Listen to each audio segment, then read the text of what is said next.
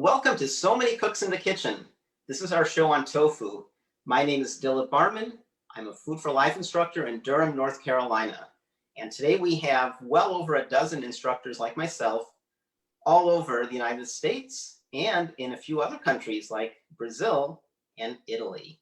We started this program a few months ago and we went around the power plate. This is the food we encourage folks to eat. We are vegan and whole food plant-based. And so we had our first program on beans, legumes, and then we had a program on vegetables, fruits, and whole grains. So we love cooking, we love food. We have, I think, an infinite number of ideas. So this is our first post-Power Plate show. These are monthly shows, and today it's about tofu. Food for Life is a nutrition education program of the Physicians Committee. The Physicians Committee is a group that's been founded for quite a few years now, and we advocate evidence-based nutrition. There's so much good information about how eating a plant-based diet, a whole food plant-based diet, is good for you. It helps maintain health. And if we stray into some poor health conditions, in many cases, it can help address those conditions and maybe even reverse them. So today we're talking about tofu. Tofu is a food that's one of my favorites. You can buy it readily. It's easy to find. There's different kinds of tofu. So I like to use extra firm tofu. And notice it says organic. So in my family, we do try to buy organic almost exclusively. But with tofu, we make an extra effort because if it doesn't say organic, sometimes it's GMO, genetically modified, and there's some controversy about that. So if you're buying a tofu product which isn't organic, make sure it says non-GMO. So extra firm is what I like. Extra firm slices nicely. It's great in stir fries. It's great in many main courses. You can also get silken tofu. Silken tofu is very soft. You can purchase it either refrigerated or shelf stable. This is a package, so it doesn't need to be refrigerated. And this keeps for a long time. This, for example, has an expiration date of May 2021, and I bought it maybe a month ago.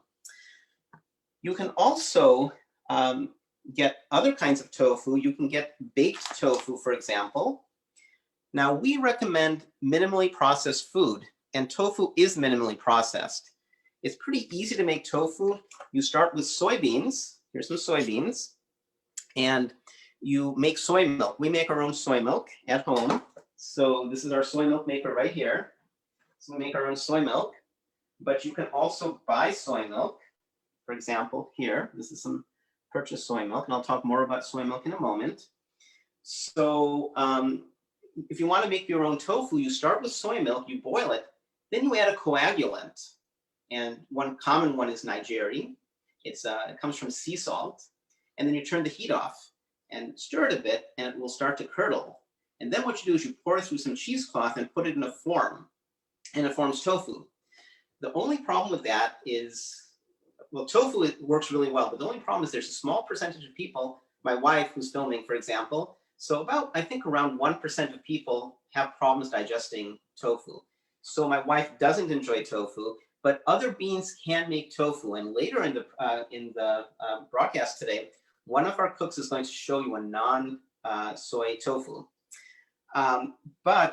So for example, the Burmese, they use chickpeas to make their tofu. And when they use chickpeas, they create a dish called shan. I'm not sure that's how it's pronounced, shan or shan, probably shan.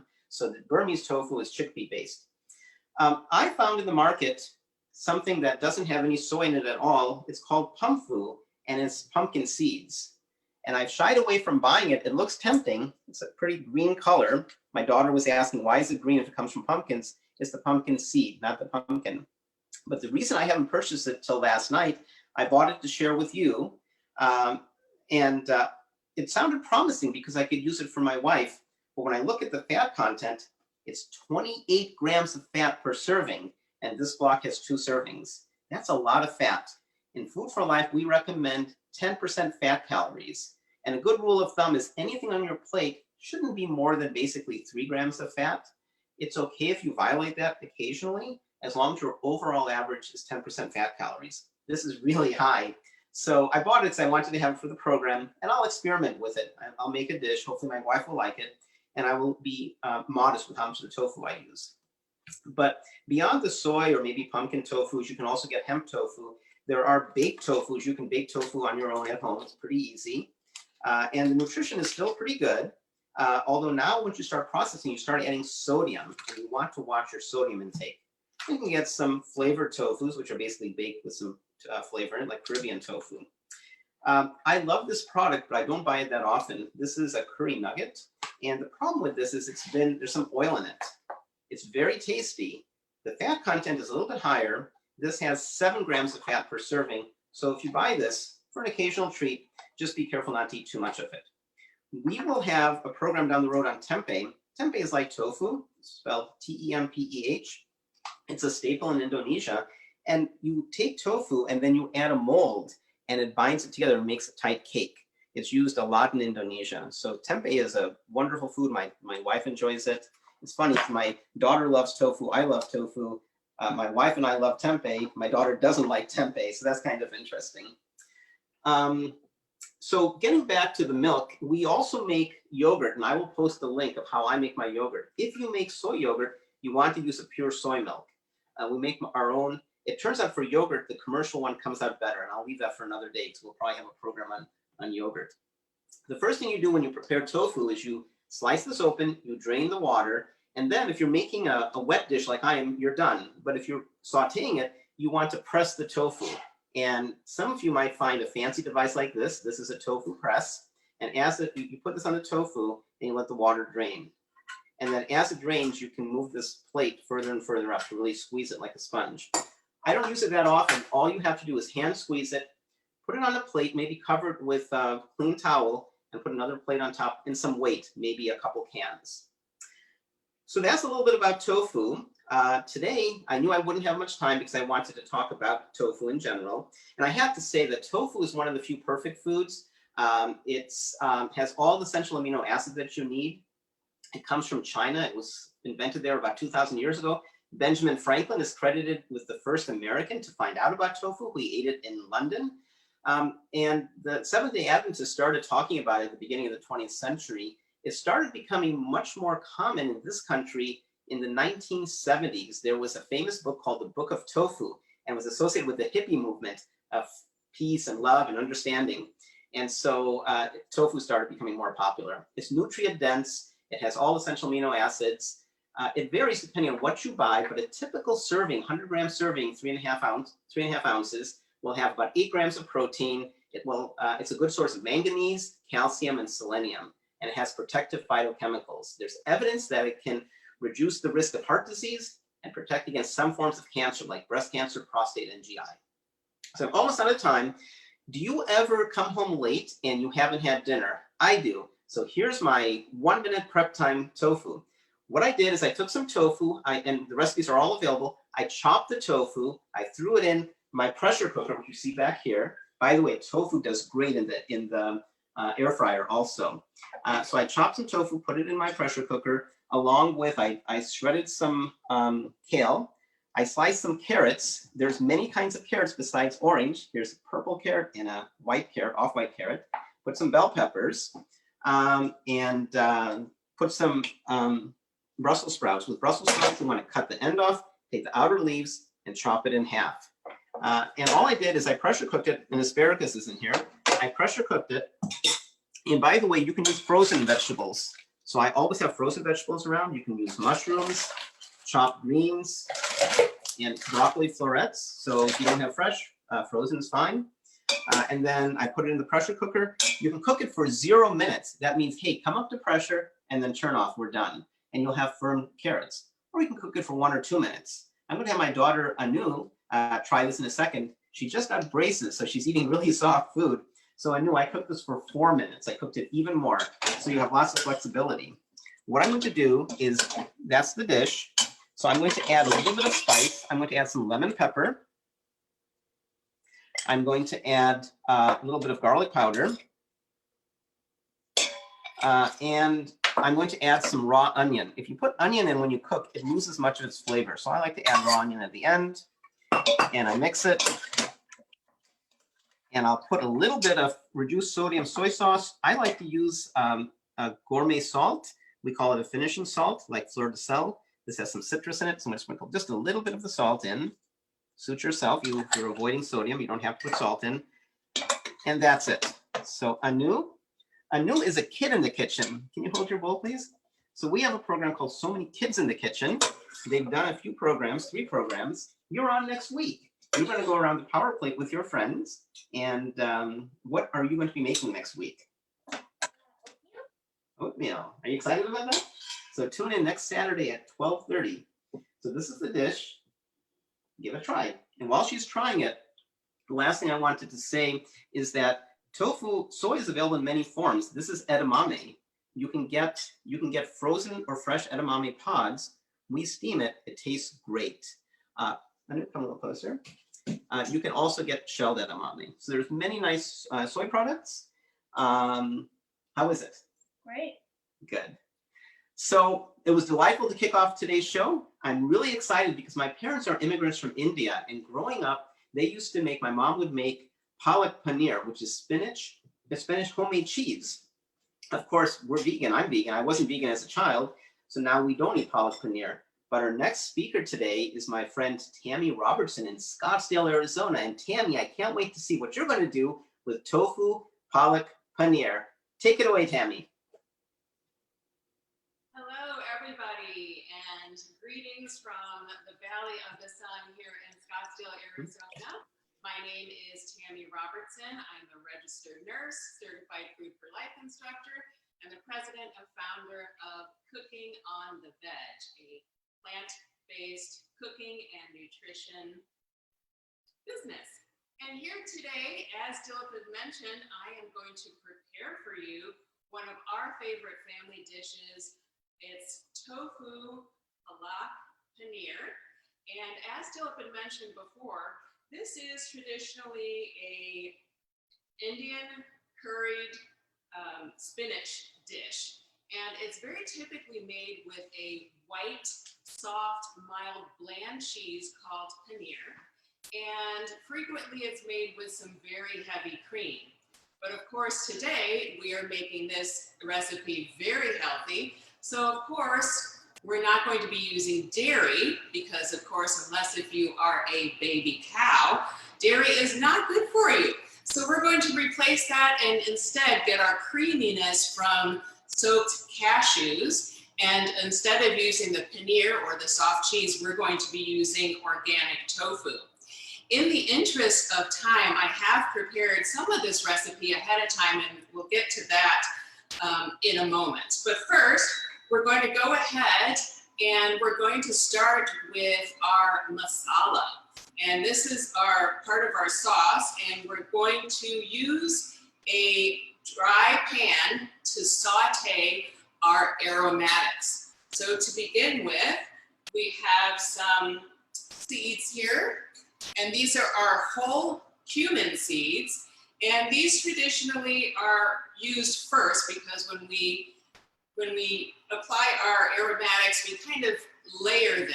So again, we're going to start off first, and we're going to use a dry pan, no need to use oil, and we're going to lightly toast our cumin seeds until they're a little bit darker brown in color and until it releases the flavor.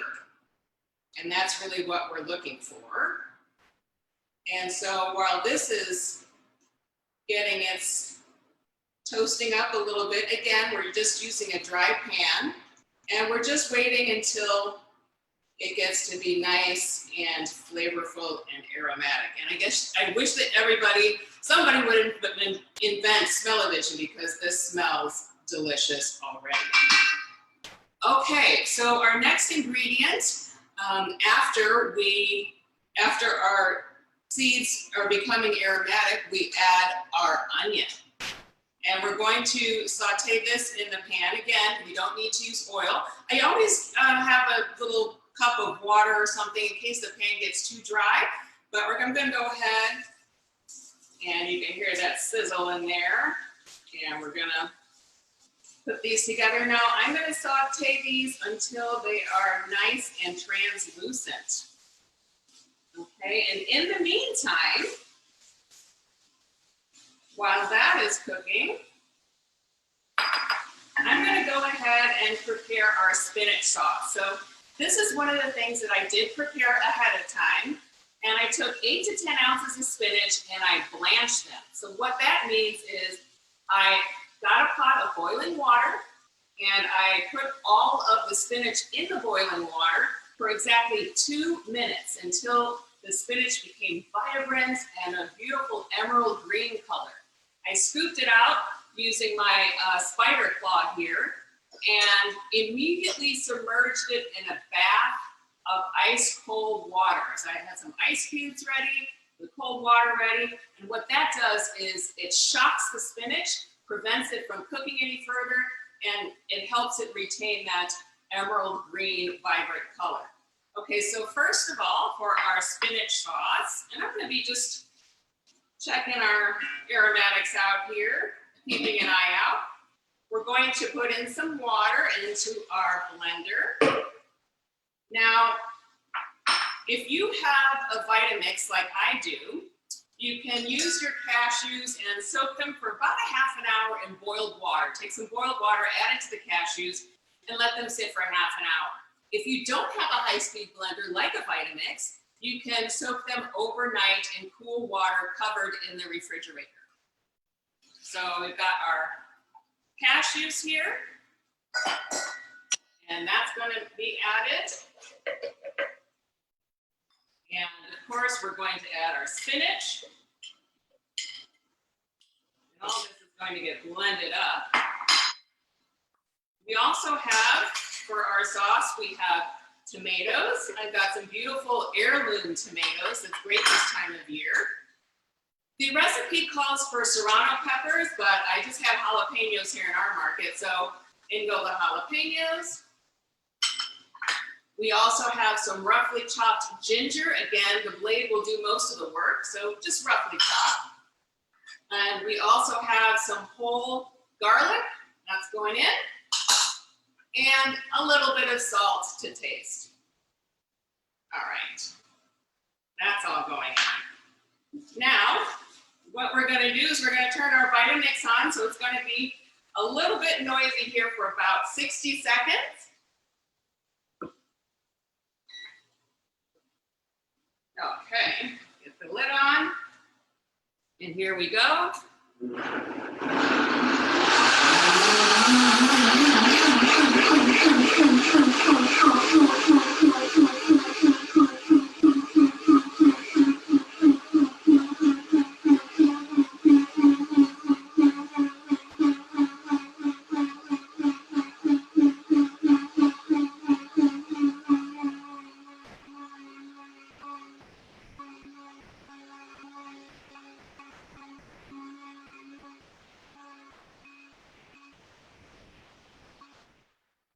Okay. All right. So now what we have, as you guys can see, is a beautiful green color. And we're going to be adding that in just a little bit. So now our onions and our aromatics have become more translucent. So now we're going to add in our garlic. And we're going to let this cook for about a minute, again, just to integrate it into everything. And oh my goodness, this smells so delicious, everyone. You just, one of these days, somebody's going to invent that smell of it, let me tell you. And now we're going to add the last bit of our aromatics. So we've got some in here, some turmeric. So that's going in. And we have some coriander. And some salt to taste. You don't need a lot of salt, just a little bit of salt here. And then we're just going to add a little bit of pepper, freshly ground cracked pepper. Just a few twists of that. Of course, you can use ground pepper if you don't have fresh, if you don't have a pepper mill, you can always use just regular pepper. That's not a problem. So as you can see, this is the kind of the color that our mixture is now. It's a little bit yellow, which is exactly what we want. And now we're going to turn down our aromatics here down to a medium low heat. And then we are going to add in our spinach. All right. Okay, spinach sauce is in, and we're just adding this in now to incorporate it and give it a few moments. Lastly, but not least, we're going to, at this point, add our garam masala. And that basically is our recipe. So this dish is traditionally served with white basmati. Nowadays, you can get brown basmati, you can get jasmine rice. I've even made it with forbidden rice, which is actually a green or a jade rice. And the beautiful green on green is just wonderful. And we're gonna add lastly our tofu. Now this tofu is organic tofu, as David mentioned. We wanna avoid any GMOs. And what I did with the tofu as well is I boiled some water and cubed some tofu and cooked it for 2 minutes and then immediately took it out, because what we want for the tofu consistency, so that it's like the paneer, is we want a squishy kind of consistency to the tofu. Okay, and this recipe is now done. And you can serve it over rice, and I will come and show you what this deliciousness looks like. It is gorgeous. Hopefully everybody can see that. Look at that. That's what it looks like. Okay, and you can top it with some cilantro as well. I have some chopped chives here, and just with a little bit of fresh lemon juice. All right, well, that's it for me for today. I do want to let everybody know, again, my company is Cooking on the Veg. We have our cancer class this upcoming month, every Saturday in October at 12 p.m. Eastern, 12 p.m. Pacific, 3 p.m. Eastern. I hope that you'll join us. And now I would like to switch over to a lovely lady located in the Caribbean on the island of Dominica. That is Alicia Honore Felix. Take it away, Alicia. Thank you so much, Tammy. Good afternoon to everyone and welcome to our show. I am Alicia Honore Felix, a medical doctor from the lovely nature isle of the Caribbean, Dominica. Not to be confused with Dominican Republic, we are situated between Guadeloupe and Martinique. I am a medical doctor, and one of the modalities that I use to bring about health and wellness to my clients is food as medicine. For today's recipe, we will be cooking pineapple jerk tofu sandwich. Pineapple jerk tofu sandwich. In my country, we love saltfish sandwich. However, in order to get people to eat healthier, I have developed this recipe. Instead of using saltfish, we will be using tofu. Some of the ingredients for today will be tofu. I have already seasoned it, but 10 ounces of tofu, curry powder. Our curry powder is here. And you know, I use this brand of curry, and it has coriander sticks, cumin, and turmeric, as well as ginger, dry mustard, black pepper, and chili powder. I also use our lovely jerk seasoning. We love a good jerk over here in the Caribbean. I use this one from Badia, which has no MSG, and plus is so much healthier. If you don't like too much spicy, then you don't have to add in the 3 tablespoons. Also, we have our onions. I use 1 large onion. I've already chopped them nicely. 4 seasoning peppers from my backyard. Some salt right here. A medium to large tomato. I love tomatoes so much. I definitely had to use a large tomato, and I have sliced them up nicely, just like how my husband loves them. 2 twigs of thyme from the market yesterday, a tablespoon of coconut oil. I already put it in here so that it could start heating. However, if you do not want to use coconut oil, thinking about the amount of saturated fat, etc., you can just use water for the recipe. Also, a 1/4 cup of pineapple chunks, but for today, I wanted it to be a little sweet and savory, so I'm using 1 cup instead of a 1/4 cup. Coconut milk, fresh coconuts from the Caribbean. This is our 2 to 3 cups of coconut milk, a little bit of salt to taste, some garlic, some celery to sprinkle over for garnishing after. And we have some extra ingredients like the raw cashew. I'm using 1/2 cup of raw cashew, a large carrot, which I've diced already, a handful of spinach from the backyard, and a cup of chickpeas. Sorry, a cup of chickpeas. So let's go on and get ready to prepare this lovely recipe. The first thing we have to do is prepare the tofu. I have already diced them up nicely and drain out the excess water. And I have already put in the curry powder and the jerk seasoning because I really wanted it to soak up all of the lovely flavors. So I already went ahead and seasoned it up nicely. We're going to put it into the crock pot because of time it will be quicker to do so.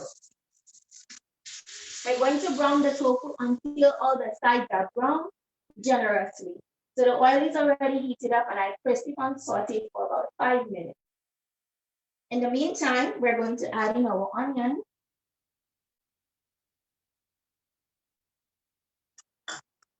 our peppers, our garlic, our thyme,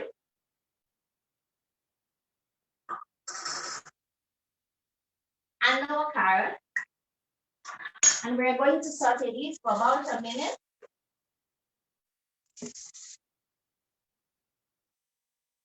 It's already smelling lovely, the tofu with all of this natural seasoning. Don't you just love the color, the nice orange color that the turmeric, which is in the curry, is giving it already? Then, once we're satisfied with the color that it's at, we're going to go ahead and add in our tomatoes, as well as our pineapple. I'm going to use a cup of pineapple. If you don't want the recipe too sweet, you can always take up some pineapple.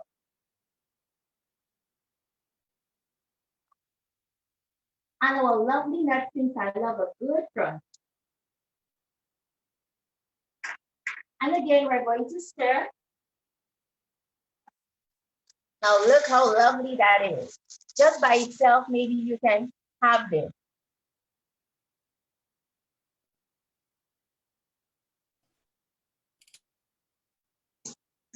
Very good. Meanwhile, this is happening, we're going to cover. And then we're going to blend our coconut milk and our chickpeas together. Just about 3 to 5 seconds. If you want the sauce a bit lighter or not so thick, then you can go ahead and add more chickpeas, or you can add more coconut milk.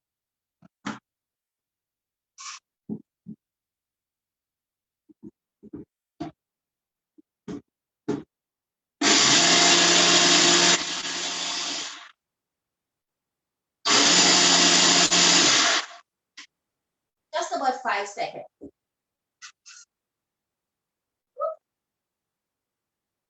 And then this rich sauce, what we're going to do is pour it over all the ingredients in our pot. Look how lovely that is already.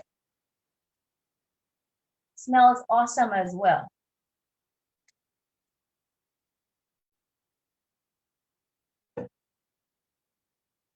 We're going to stir one more time. So all the ingredients can soak up the coconut milk.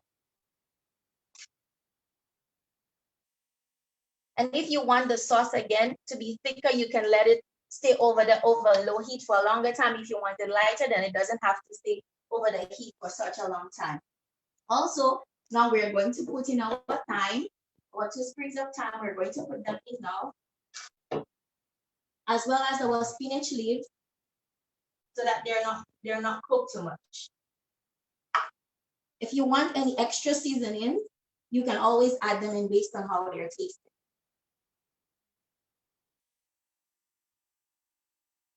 It's almost over. It's a very quick recipe that you can do. You can have for breakfast. You can have for breakfast over some potatoes. You can also have for lunch. You can have for dinner. But my family has it every Friday, just before Sabbath. We're just going to cover it for 2 seconds again, and then we're going to serve this lovely meal over some breadfruit. Now we love breadfruit here. Now it's breadfruit season in the Caribbean. This one, it's very sweet. This one is very sweet, and it contains about 70% water, and all the rest is fiber. So it's not going to bring up your sugar. It's going to help with your blood pressure as well, and it tastes so good. Okay? So I'm just going to put some over here so you will see how it would come out.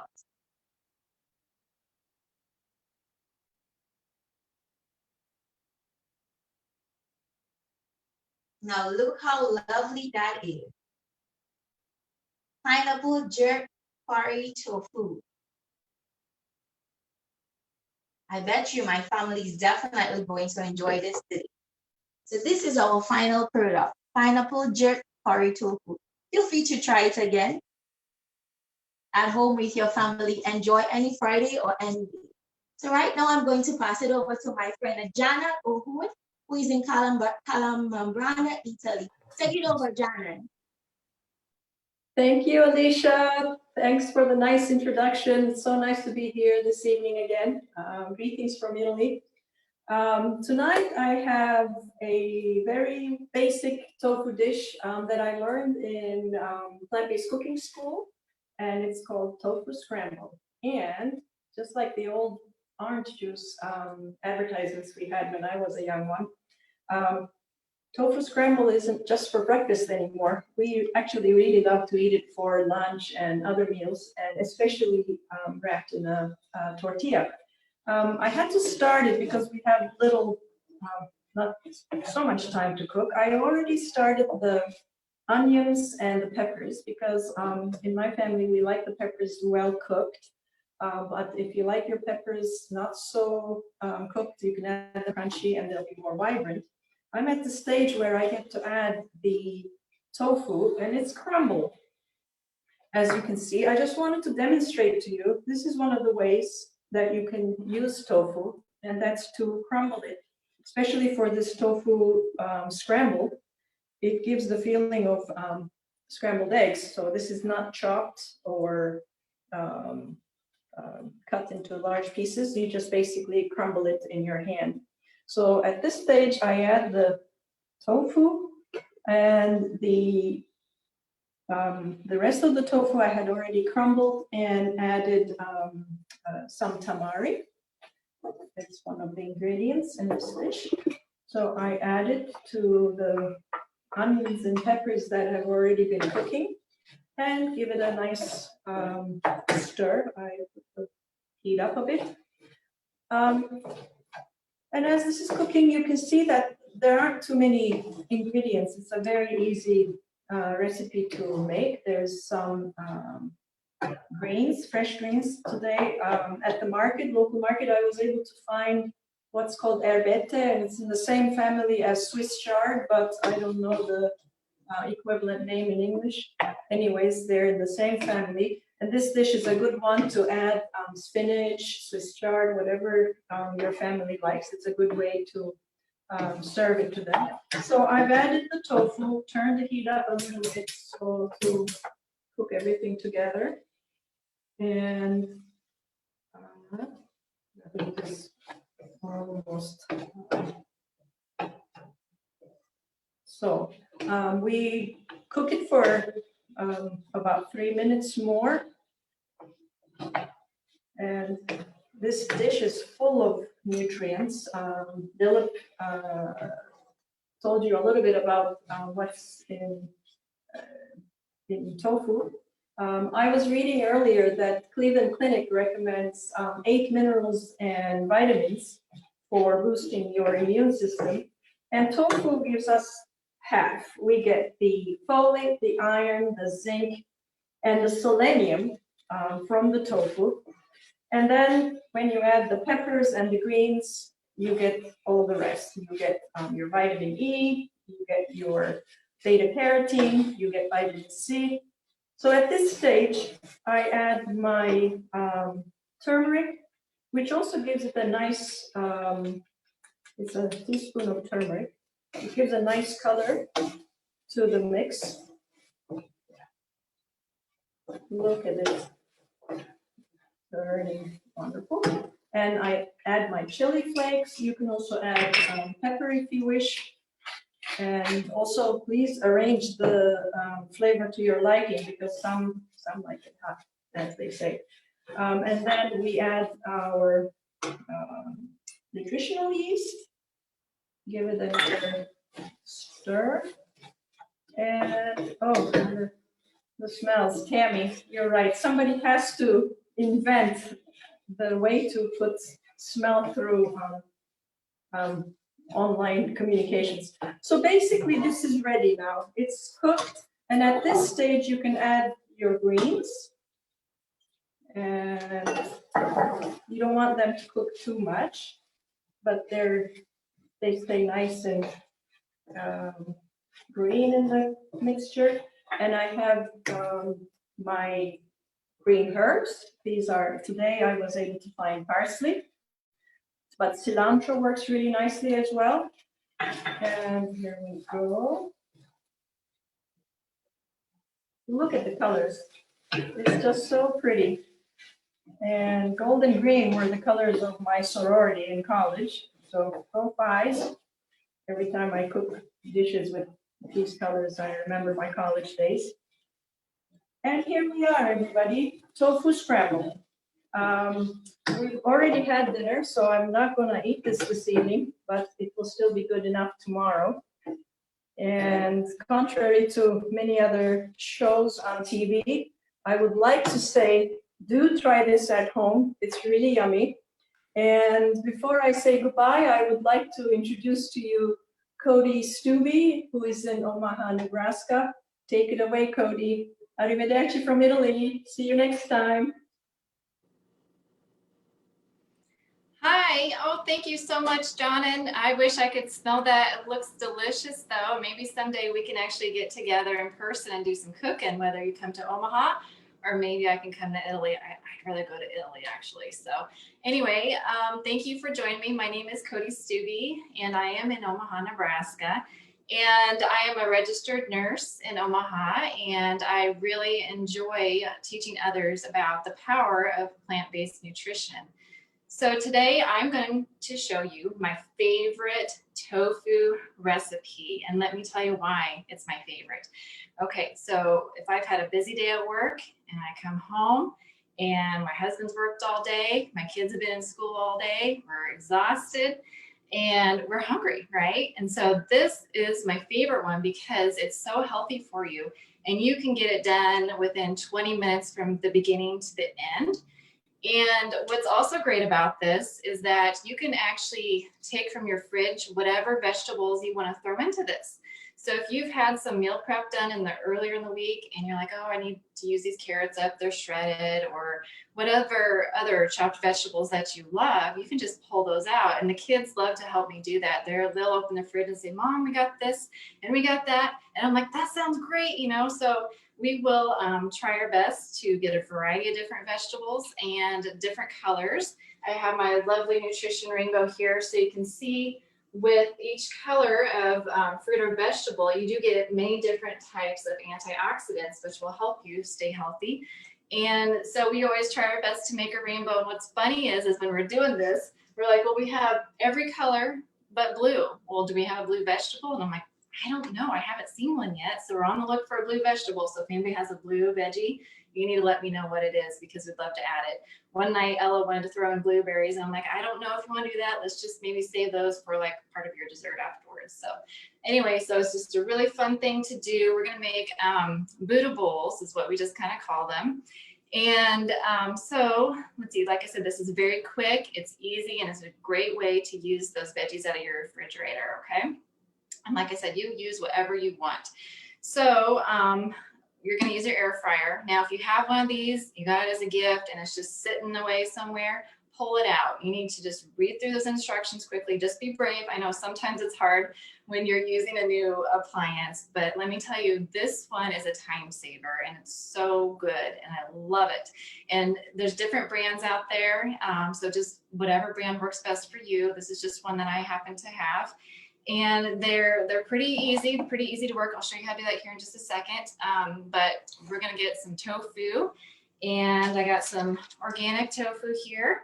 And a quick way to get this drained is just to slice with a knife carefully around 2 edges. I take it over to the sink and I turn it over. Whoops, I had a little bit of water there. It came out. I guess I didn't press it hard enough. Anyhow, and you can kind of just press it a little bit.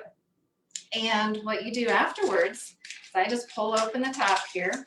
And you can take a knife, it could be a sharp knife or even a dull knife would work.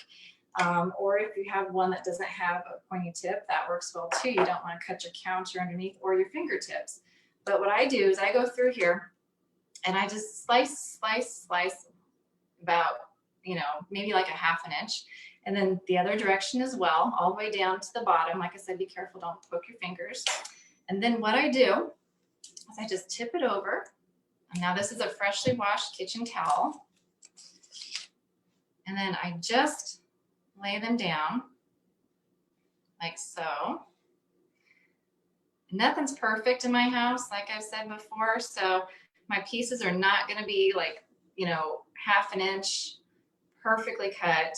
And that's okay. I'm not trying to, win an award for the best looking dish or anything. I just want to feed my family a healthy meal, and this is a great one.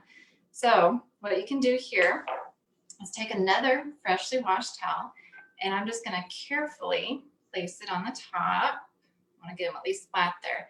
And then you could put like a plate on here. I just kind of gently press with my hands and fingers. You don't want to press too hard or you will literally just squash the tofu, okay?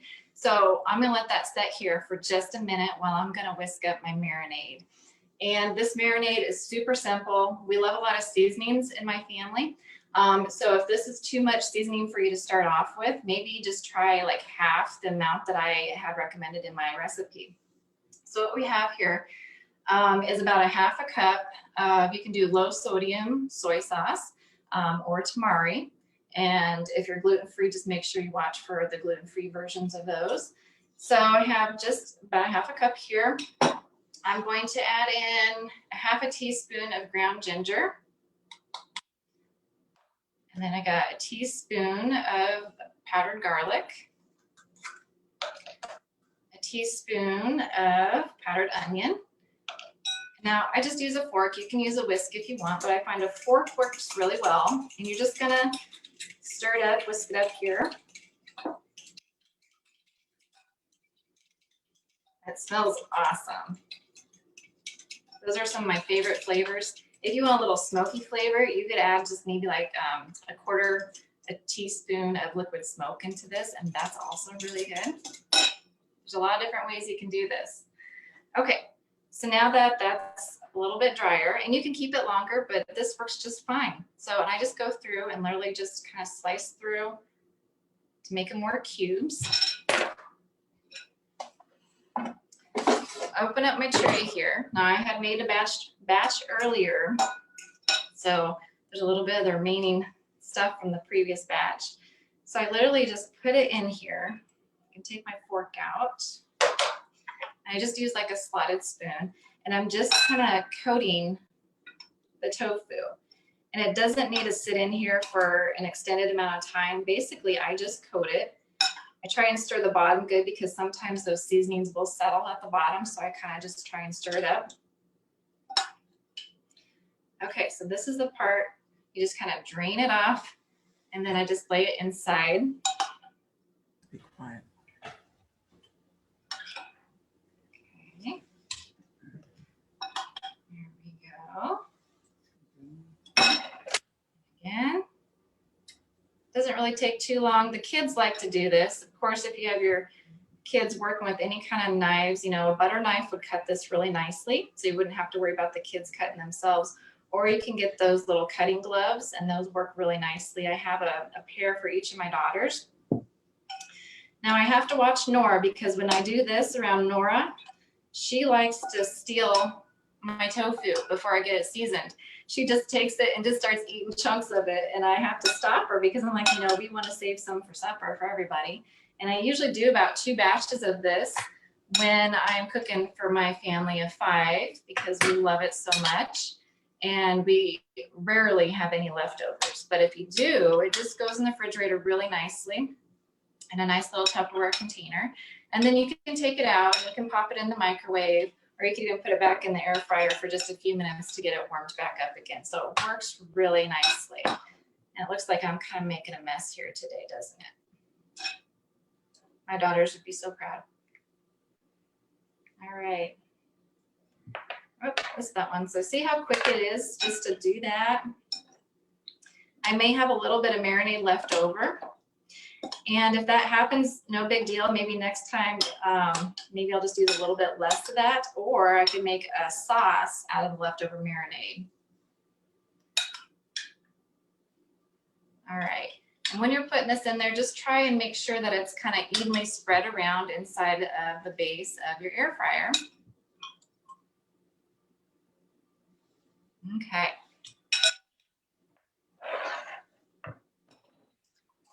So I'll kind of show you this. So just kind of spread around there.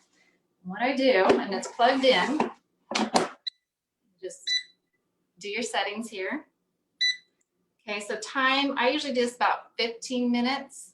If you want a little crispier, then go maybe just 1 or 2 more minutes, but you got to kind of keep your eye on it, because once it starts crisping up, it goes there pretty quickly. All right, my temperature, I usually do about 390, and then you hit start.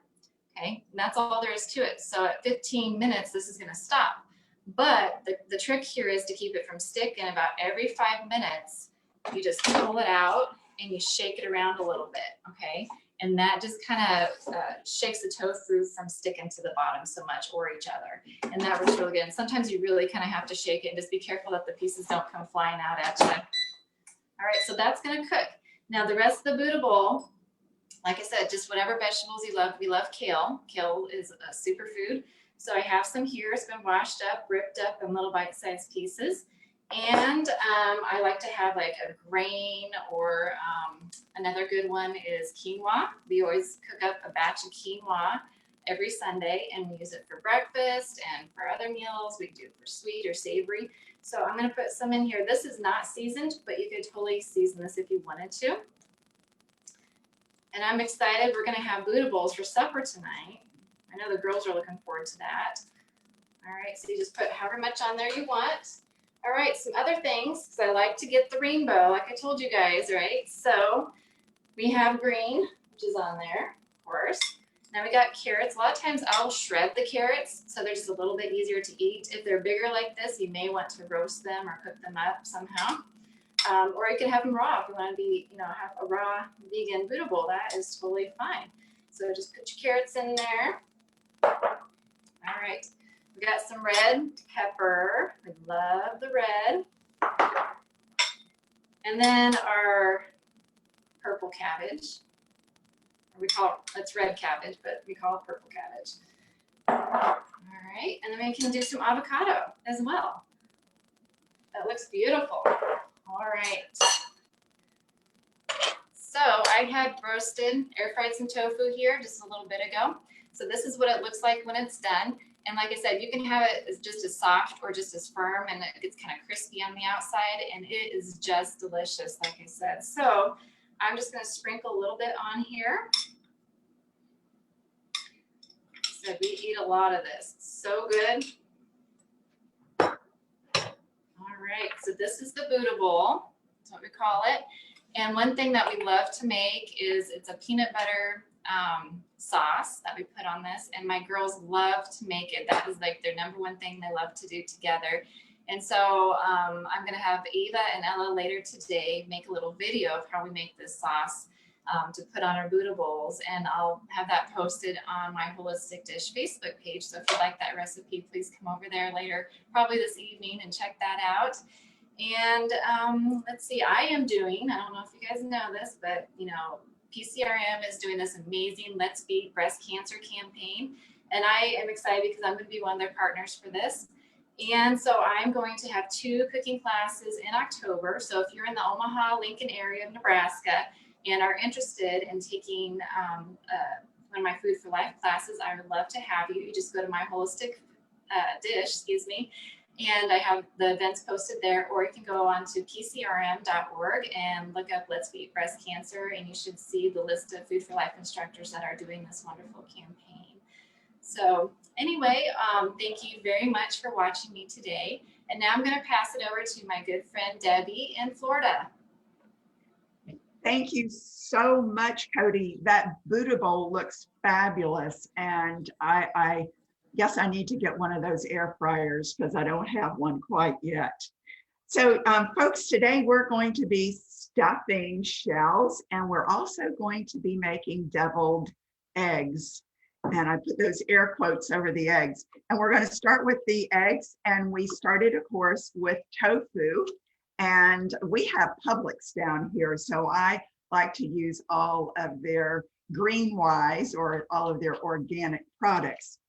So I have my tofu in my blender already, and I'm going to squeeze our lemon. And if you are used to one of these squeezers, I love them.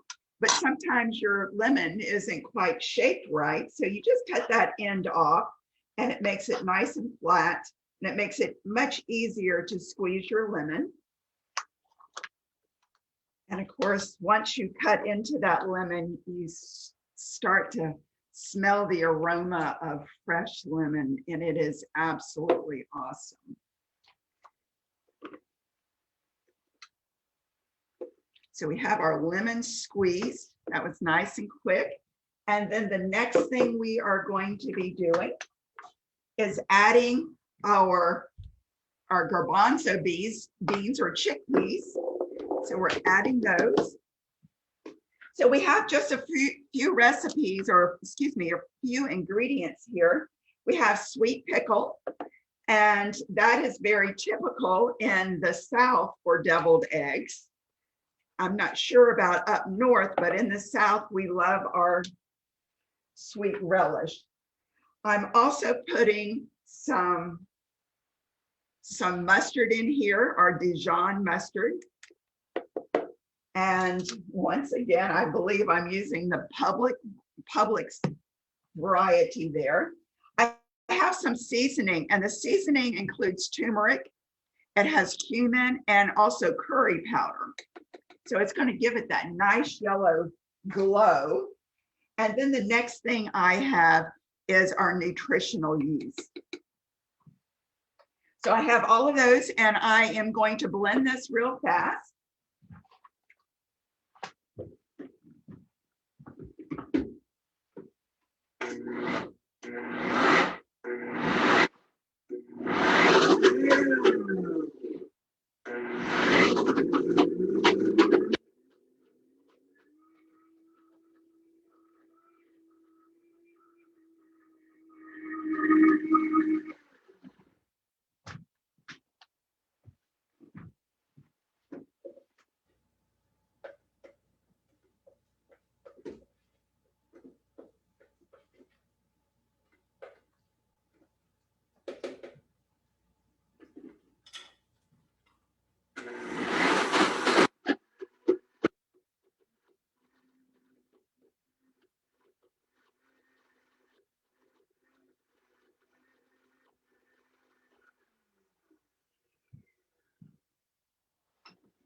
I'm going to add just a little more lemon juice to this.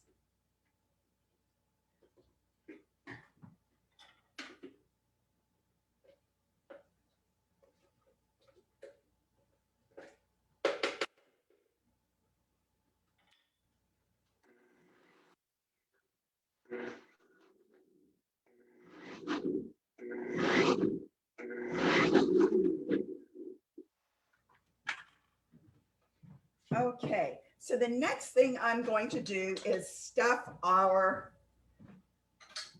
eggs. And I wanted to show you this. This can be very easy to do, and it can be something that your children may want to do. I took our yellow potatoes. So these are Yukon Golds, and I cooked them, and I'm just cutting them open.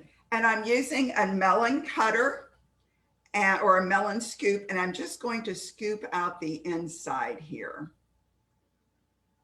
And just make a nice little round hole. And I'm going to save the potato for a soup, or I can add it to another recipe. So just do a little scoop here. And then I've got another one here. And if you have kids, this may be something that you want them to help you with, scooping it out.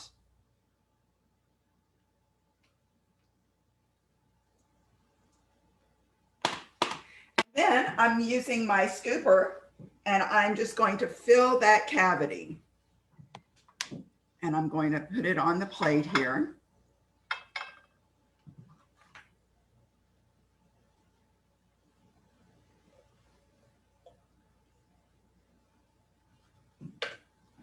And it looks like your old-fashioned eggs, right? Also, I have tomatoes that I have done the same way. And I am filling the cavity. I already cut the cavity out of these, and that's a little bit more difficult. It's not difficult, it just is a little bit more tedious, because you do need to use a knife for that.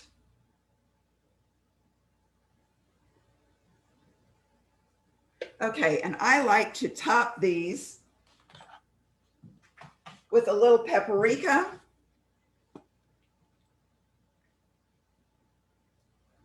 And then add some chives. And I'm using smoked paprika just to give it a bonus flavor.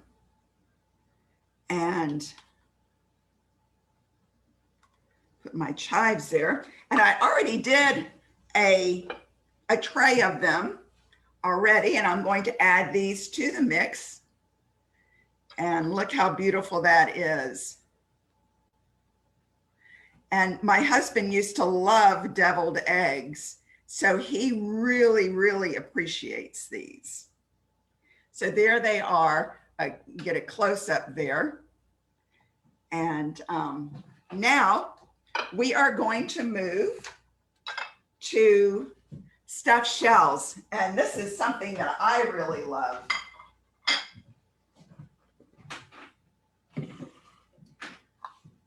Okay, so our stuffed shells, we're going to be using the food processor with this.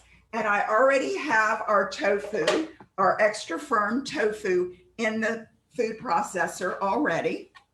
And this really is an easy recipe. Boiling the shells may be the most difficult part. And I find these jumbo shells over at Walmart. And I tell you where I find them, because I don't always have that opportunity of finding them in other stores. So I'm starting with our tofu, and it was a block of tofu, and I am adding spinach. Now this was a good 4 cups of spinach, and once it's cooked, it's, really goes down in size. So it doesn't look like a whole bunch, but it will do a great job. The next thing that I am going to do is add my garlic. And I like to add Mrs. Dash to everything. So I have Mrs. Dash herbs and garlic. And I'm adding that. Also, the recipe calls for onions, garlic, and parsley. And by the way, we have added the link to those recipes, and it is in the Facebook page. So I have the garlic, onions, and the parsley I have already cooked down, and I'm going to add that to the pan. And basically you want your onions to be soft. And that will take about 10 to 15 minutes. And after the onions are softened, I add the garlic and the parsley as well. And so I cook those down. So I added that. The next thing I am adding is 1/4 cup of ground flaxseed. And then I am adding 1/4 cup of ground walnuts. And the last thing I'm adding is 1/4 cup of nutritional yeast. And I like to use the cow nutritional yeast. You can see I use a lot of it, so I do get a large container of it. And so I'm going to put my lid on and just blend this real fast. And this usually is pretty fast.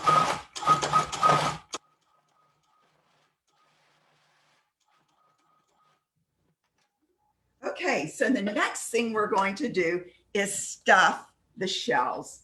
And this is a quite easy process.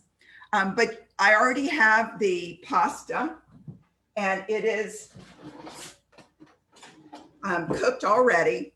And you want this really not too soft, because you do want them to have some type of shape. And I will show you that I have already stuffed some, but I do want to show you how I stuffed them. And also I want to tell you that I'm putting these on top of a tomato sauce.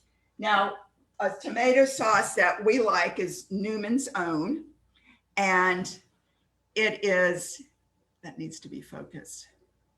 This has some great ingredients in it, but it is just a marinara sauce.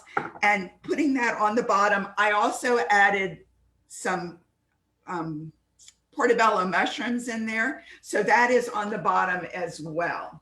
So you just take a big spoonful and you're going to fill up the cavity of this pasta, of the pasta shell.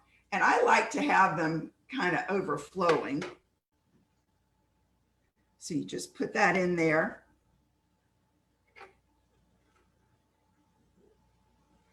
Now, these are great, you know, the first day, but I tell you, like all other Italian dishes, it gets very good the second, third, and fourth day.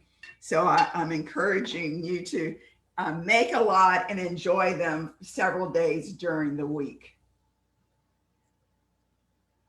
Okay, so our shells are stuffed, and I'm putting those in there. And I'm going to bake this for a good 30 minutes. And I will top it when it comes out. I use a Nutty Parm. And if you've never made Nutty Parm, it's very easy.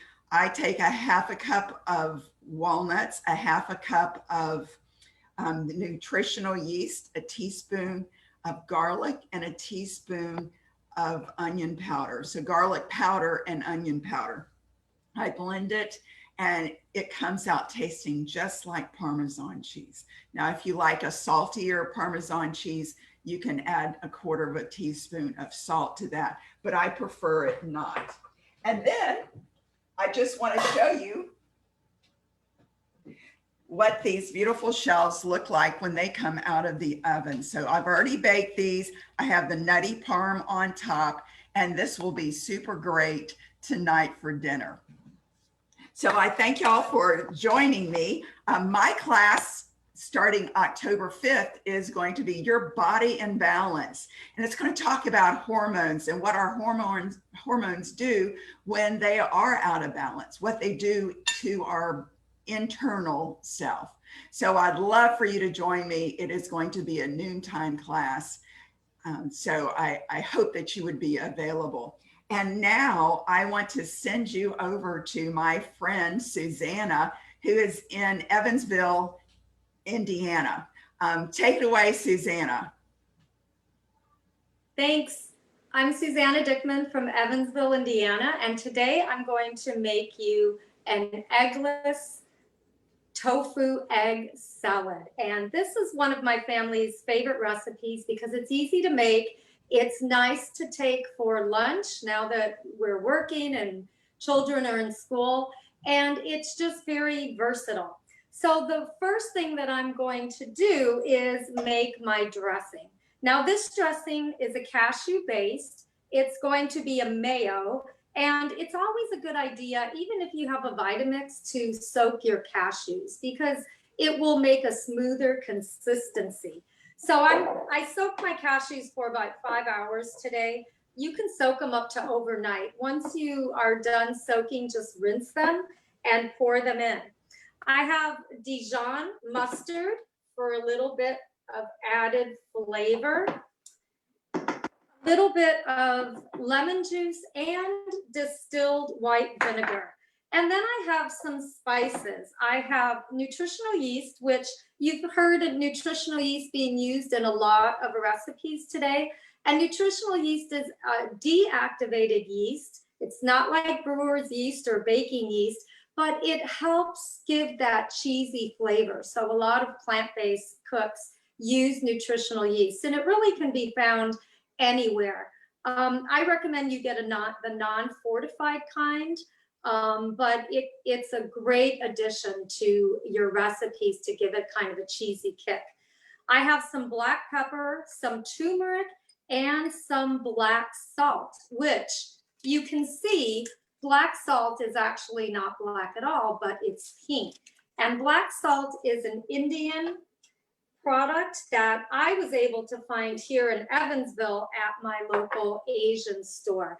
It's more sulfury, so it has that, when you open the container, you just kind of step back because it has that eggy kind of flavor that, you know, if you remember when you were eating eggs, but it just adds a texture and a savory depth of flavor. And the turmeric is going to give my tofu that yellow flavor, and I'll talk about the benefits of turmeric in a minute. But I need to add a 1/4 cup of water. So I'm going to add these ingredients, and this is going to make up my tofu.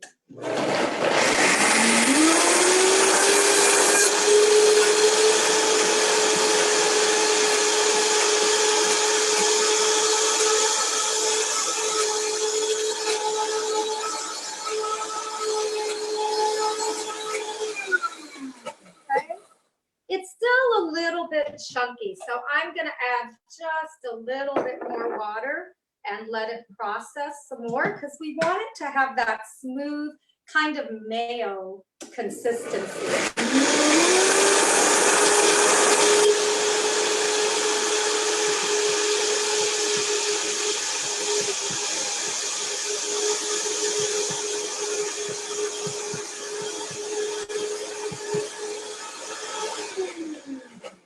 All right, I think that looks great.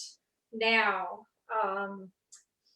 if you smell this, you would be like, oh, wow, there are eggs in there, but there aren't. I would highly recommend you getting the black salt. In one of our Food for Life classes, there's a white bean dip that is just awesome, and it uses the black salt. Okay, so we've got our mayo, and now I pressed my tofu earlier, and I chopped it in half, and now I'm just gonna cut it in cubes, and you don't have to be worried about, you know, are your cubes perfect? Because we're just going to, you know, if you were chopping an egg, it wouldn't be perfect. So I'm just gonna make them in bite-sized pieces and pour them in my bowl. And, oh, I know what I wanted to tell you guys about turmeric. So, you know, before I became plant-based, I use spices, but I use typical spices like oregano and garlic powder and onion powder. And turmeric is actually a really good spice and very healthy for you. In the last few years, there are about 5,000 studies in medical journals about the benefits of turmeric. And one of the main benefits is its cancer prevention properties. If you follow Dr. Greger, you can listen to his videos about how turmeric, you know, our body every so often we'll get rid of old cells, they'll die off, and we'll regenerate new cells. Well, turmeric has a compound in it called curcumin, and that's what gives it the yellowish flavor, and that's why my mayonnaise has that yellowish flavor. And the curcumin actually will deactivate the, well, cancer kind of turns off that ability of genes to die off and regenerate new ones. So curcumin helps to activate that ability of the cell to die, and then we regenerate new cells, you know, hopefully without cancer in them. So it is a great spice to add. And Dr. Greger also said that it's important to use black pepper, because when you use black pepper, which I had put some in my my mayo, black pepper will also increase your absorption of curcumin by 2,000%. Okay, so that is just amazing. So here is my mayo, and I'm just gonna put it on. Now I made a little extra mayo because I really like this stuff. You can use it, and so does my family. You can use it on, if you're having a sandwich, if you're having a wrap, you know, just go ahead and put some in the wrap or spread it on your bread. I'm mixing this up. You want to be a little careful in mixing this because the mayonnaise or the tofu is fragile and it will break up. The last thing I'm going to add is some celery. A nice red onion would also be a good addition to this, but I have just a little over 1/4 cup. That's, you know, something you can add based on your preference. I like a little crunch when I eat. Also, and then I'm going to put some chives. I also just want to remind you, you know, that tofu often gets a bad rap. We're taught that it's not healthy for us. And tofu is high in protein. It has all the essential amino acids. It's also high in iron and calcium. So, you know, those are all nutrients that we need. What I like to do with my tofu salad is to put it on some bread. I have some quality whole wheat bread here. So I'm gonna put that on there. I have some tomato slices. You could add a red onion, maybe a piece of lettuce on the side. And there you go. This is just one of the greatest, easiest recipes to make for school, for a snack. It can be served on crackers, you know, as an hors d'oeuvre. And I hope you enjoy, and I hope you make some tofu egg salad. I'm also going to be having some cancer classes, so you can follow me at my webpage, eatplantsbewell.com. And thanks for joining us. I hope you appreciate all the delicious tofu recipes. And thank you. Next is Frances, and she's in Richmond, Virginia. Take it away, Frances. Thanks, Susanna. Your egg salad looked delicious. I'm super excited to make it myself. So as she said, I'm Frances Curley. I'm a registered dietitian and Food for Life instructor here in Richmond, Virginia. I'm excited to be making spicy tofu burgers today. But before I did that, I just briefly wanted to talk about climate change. So Dr. David Katz is a preventative medicine specialist, researcher, and phenomenal speaker. I had the pleasure of hearing him speak over the summer at a conference, and he said that there are no healthy people on an inhabitable and ruined planet. And those words were really powerful to me. They really resonated with me, and it just shows that what we put on our plate truly impacts the health of our planet. Now, beef is a major contributor to climate change. So getting, you know, the beef off of the plate can help, you know, heal our, you know, planet to get it back to, you know, maybe its original, you know, shape. So by moving, pun intended, beef off the plate, we're gonna put tofu on there today, and I promise you, you won't even miss the meat. Okay, so let's get started. So obviously we're gonna be using tofu. So here I just have one extra firm pack of organic tofu, and you're gonna take it out of the package, drain some of that excess liquid, and then you're gonna take a towel and wrap it up and let it sit. You can get something heavy like a cast iron skillet, put it on top, and that way it's pressed down so all of the water will come out. And you're gonna let it sit for about 20 to 30 minutes to make sure all that excess liquid is out. You can skip that step. Just know that the burgers might be a little more wet, like a little more wet consistency at the end, but they'll still taste just as good. Okay, so once you have the tofu pressed and it's ready to go, I actually halved this recipe so it looks a lot smaller right now, but I already broke up some of the tofu. But what you're gonna do is you're gonna take your block of tofu and you're gonna just start, kind of tearing off little pieces so that it's kind of crumbly, nice and crumbly, like I'm doing here. No worries if you don't get it all crumbled up. You could have big chunks, it's okay. Just depends on, your taste preference, but just getting it mostly crumbled up would be the best. Okay, so it looks all nice and crumbly, so you can kind of see that here. Okay, and so then from here, it's really easy. You're basically just gonna throw all your ingredients in. So what I have here is some minced shallots, and no worries if you don't have shallots, you can use a little bit of minced regular onions or purple onions. I have some tomato paste, some awesome herbs here. So we have basil, cilantro, and mint. And don't skimp on these because they, make this burger a flavor bomb. I'm telling you, it's so good. And then the one ingredient I have here is lemongrass paste. And this is so delicious and adds another depth of flavor to the burgers. But make sure it's vegan. When I went to the store the other day, I don't even know what possessed me, but I flipped it over and realized there was milk in it. And I was really shocked.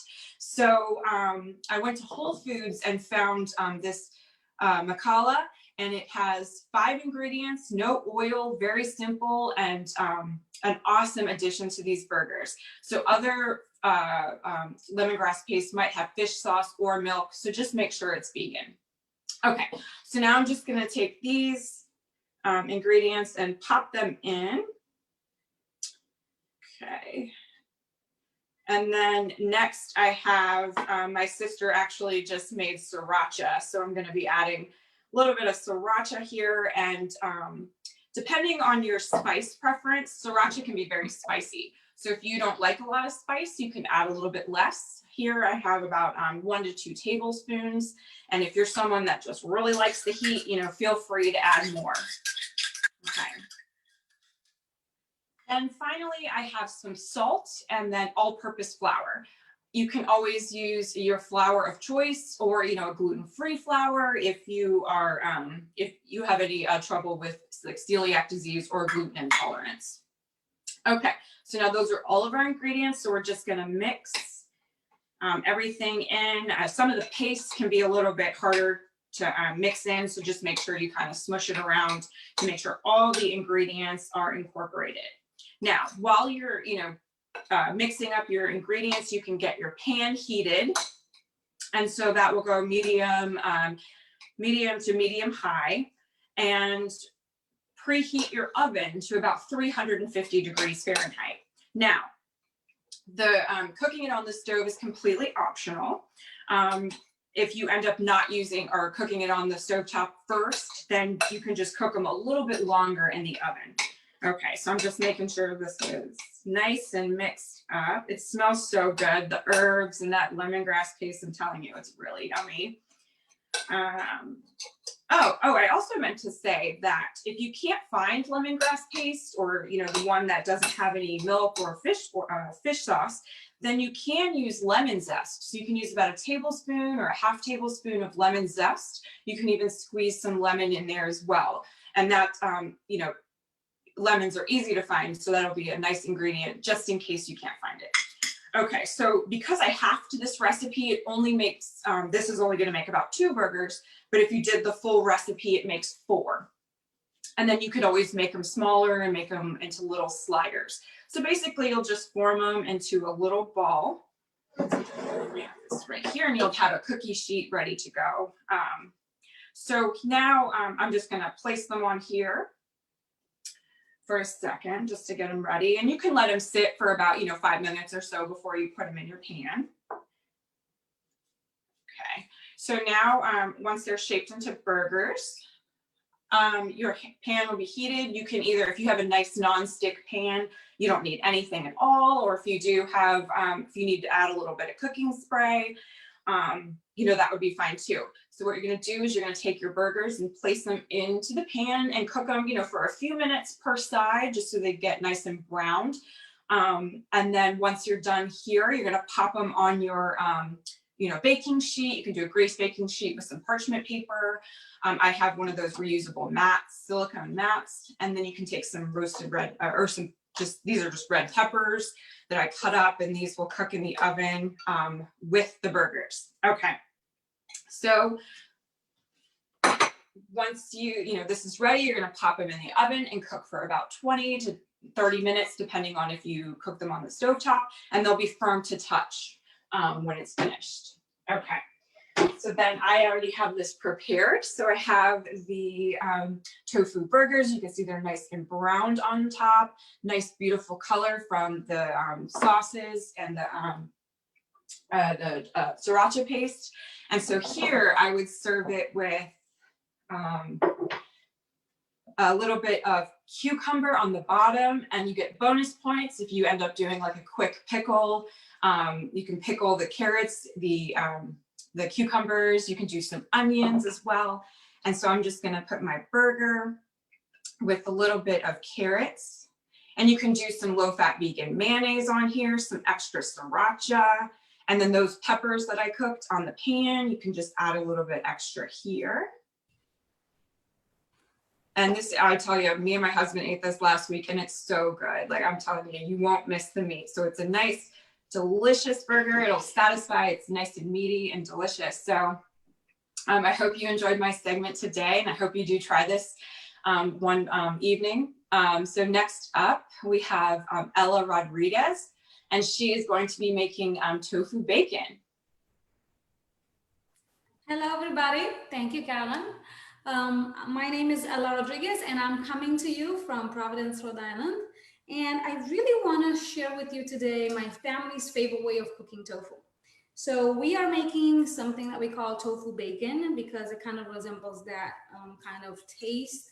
And to do that, it's a really simple, quick recipe. So to do that, we like to use the organic tofu, just to make sure that it's not genetically modified. So as much as you can, try to do that. And the way I start is I just do some cuts right here into the tofu block. Be careful, and then just kind of let the water kind of come out. And I use the firm tofu for this recipe. That works better. So what you do is you take this block of tofu, and you're just going to place it under something heavy. So I prepared over here in advance for you like this. So what I do is I just take my 2 blocks of tofu, and I like to use my stone pizza, and I just put it right here on top. It's nice and heavy, and then the liquid kind of comes all the way off, and then that makes my tofu ready to go. So I'm going to slice off my tofu, and the way I do it, I try to make the slices kind of like this. So I would say like 1/2 inch or so. You don't want it too skinny, because then it's going to kind of fall apart, but not too thick. And you can do it just like this. It comes about, I don't know, 10 pieces or so. And every time I make this recipe, I always make about 4 blocks of tofu, because my kids just love this recipe. So to make the marinade, so you just kind of, after you let it sit to drain the water, probably for like 1/2 hour, an hour or so, now you're ready for your marinade. And to do this, I'm going to use a few different ingredients. The first one, it's going to be nutritional yeast. And for those of you who are not familiar with nutritional yeast, this is really used in vegan cooking. Just the yeast that it's not an active yeast, contains a lot of B vitamins. It's really flaky-ish. I don't know how good you guys can see it over there.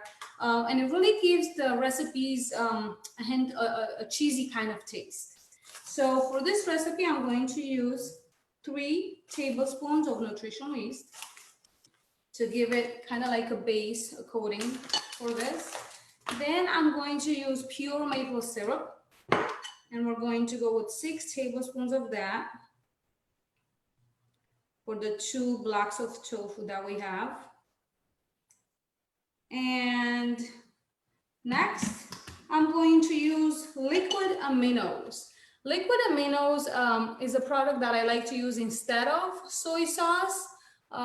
It's a lot less sodium. It's about half, 50% of the regular soy sauce sodium, and it's gluten-free. So I like to keep that on handy. Anytime the recipe calls for soy sauce, we kind of just use this. So I'll go with 1 tablespoon of that. And then to give it a smoky kind of flavor, I like to use liquid smoke. Again, this is gluten-free, and it really just enhances the flavor of this recipe. And for that, another tablespoon of that. And next, we're just going to put 2 teaspoons of onion powder and the same as of garlic powder. And just like the nutritional yeast, this is going to give a little bit of texture to the marinade, so it sticks a little bit to the tofu. All right, so that's all we need. Just kind of mix around this marinade, really good. And then we're going to take the pieces of tofu that we made, and we're just going to kind of coat the tofu inside the marinade and then put it on I like to use a silicone pad for my baking, but you can use parchment paper, whatever you have on hand. So then that's all we have to do is just put it through so that it kind of sticks to it, and then place it in your tray. Oh, let me put it here so you can see it better. Just like that. And then we're going to put it in the oven at 350 for about 15 or 20 minutes or so. Then you're gonna flip it around and another 10-15 minutes. Sometimes if I like it a little bit crusty, I like to put it in under the broiler for a little bit. So this is what you do, put it in the oven. I'm not going to finish all that over here, but what you are left with is this nice looking tofu. It's soft inside, it can be crispy on the outside. My kids really love it. That's why I have to make 3 or 4 blocks at a time, because they just come and as soon as it comes out of the oven, they're like, "What smells so good?" And they eat it up before I actually get to do sandwiches with it. But this is how I like to put it in a sandwich. I just have some whole wheat, Dave Killer's bread is this, but any bread would work. We try to go for like a low glycemic kind of bread to make it healthier. So pumpernickel bread would be great as well. And then you just add your slices of tofu right in there to make that BLT kind of sandwiches, right? Your slice of tomato. And for a little bit of healthy fat and also to replace that, the need of cheese, we'll just go with some slices of avocado. And there you have it, your beautiful BLT sandwich. It really doesn't need anything else. Nice and easy, and the tofu that you made stays really good in the refrigerator, so that's why I like to make a lot of it at once to save myself time. So I hope you enjoy it. I hope you get to try it. And next, I'm going to pass it over to Carolyn in Alabama. Thank you. Hi, thank you, Ella. That looks delicious. And I think I'm out of tofu now because I've made all this. So I'll make it next time I go to the store and buy some tofu. That looks great. I am Carolyn Strickland, and I am a Food for Life instructor in Montgomery, Alabama. Just a quick reminder, Food for Life is a group of Food for Life instructors that was sponsored by the Physicians Committee for Responsible Medicine in Washington, D.C. And it was the Physicians Committee's attempt at putting instructors into every community around the country, and as you've seen today, around the world. So we have people like my friend John in Italy, and so people in Brazil, people in Germany, people in Canada. So we are all over the place. So there are about 300 of us. So today what I'm cooking for you is a different type of tofu. It is actually high protein, super firm tofu. So we've seen a lot of extra firm, there's soft tofu, there's all kinds of different tofu, but this one is a high protein, super firm tofu. And you find it in the refrigerated section, and it is kind of vacuum sealed, but it does have liquid in it. So you don't actually have to drain quite as much liquid out of super firm tofu. So what I'm doing today is a barbecued shredded tofu, which what I'm going to do is take one of these handy dandy box graters, previously known as a cheese grater, but we don't call it that anymore. So we're not making cheese. So this is a box grater or a tofu grater, and I'm going to shred this super firm tofu, and it's going to come out in these long strips, because what we're trying to do is mimic the mouthfeel, I guess, of shredded pork or shredded chicken barbecue. So it is making a big mess on my counter. But I've got these nice, long shreds on the box grater. Okay, so then I'm gonna take these shreds and put them in a big bowl. There we go. All right, so I have my bowl. And clean up the mess on the counter.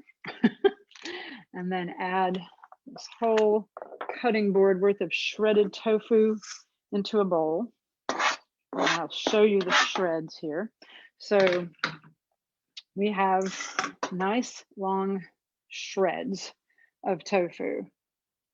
Okay, so then all we're doing is, you don't even have to really drain this, because it's going to go in the oven at 350 degrees, and that moisture will actually evaporate out. So it's perfectly fine if you don't drain and press this tofu, that's okay.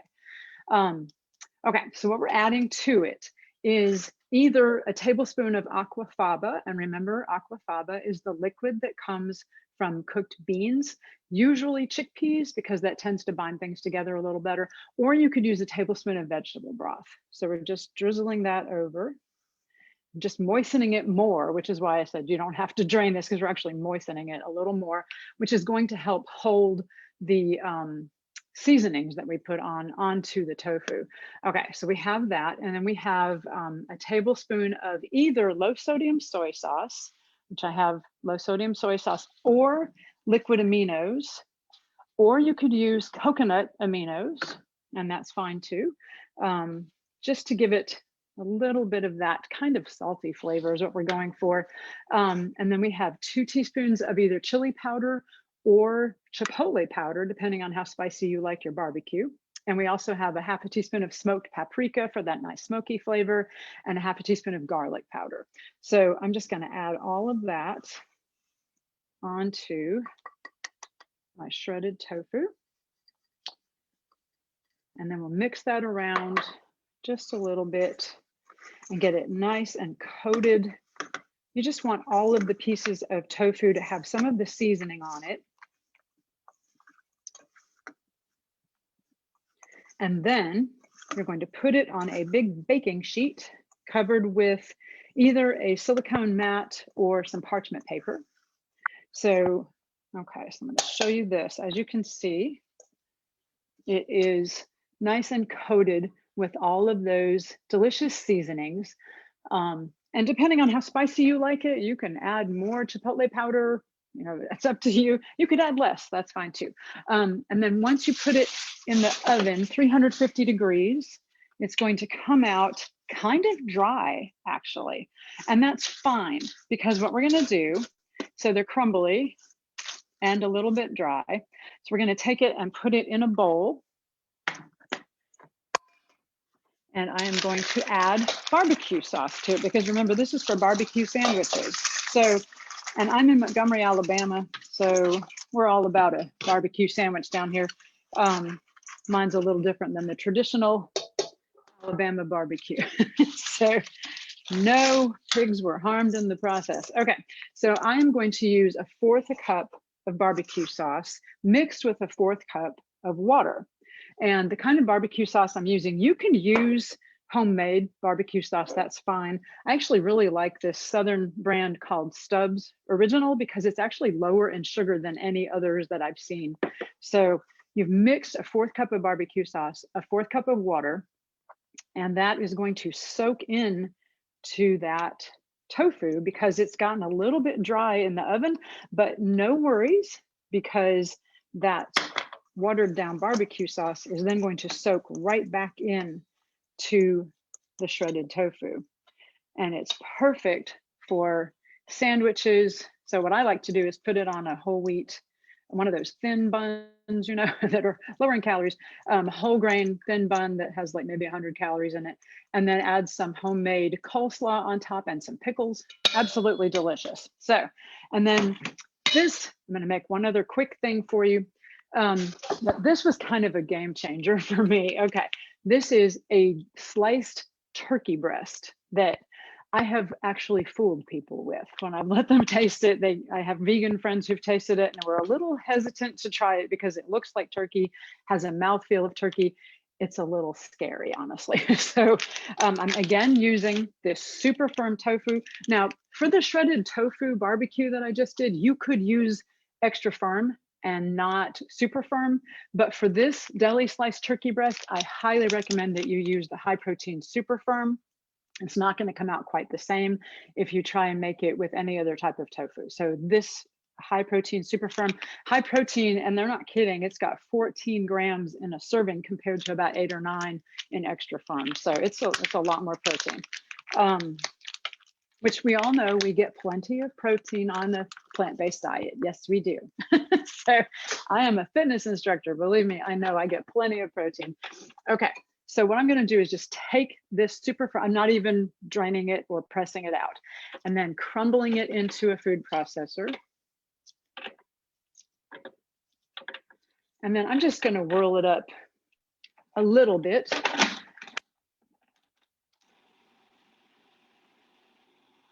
Okay, so it's just crumbly. It's just little crumbs. And then when I'm adding to it, and it might seem like a lot of ingredients, but it's really not. Get this out of the way, and then we're going to slide this over. Okay, so the first ingredient besides that block of super firm tofu is vital wheat gluten. This is not a recipe for someone with celiac disease. Okay, so about 1% of people in the United States actually have celiac disease.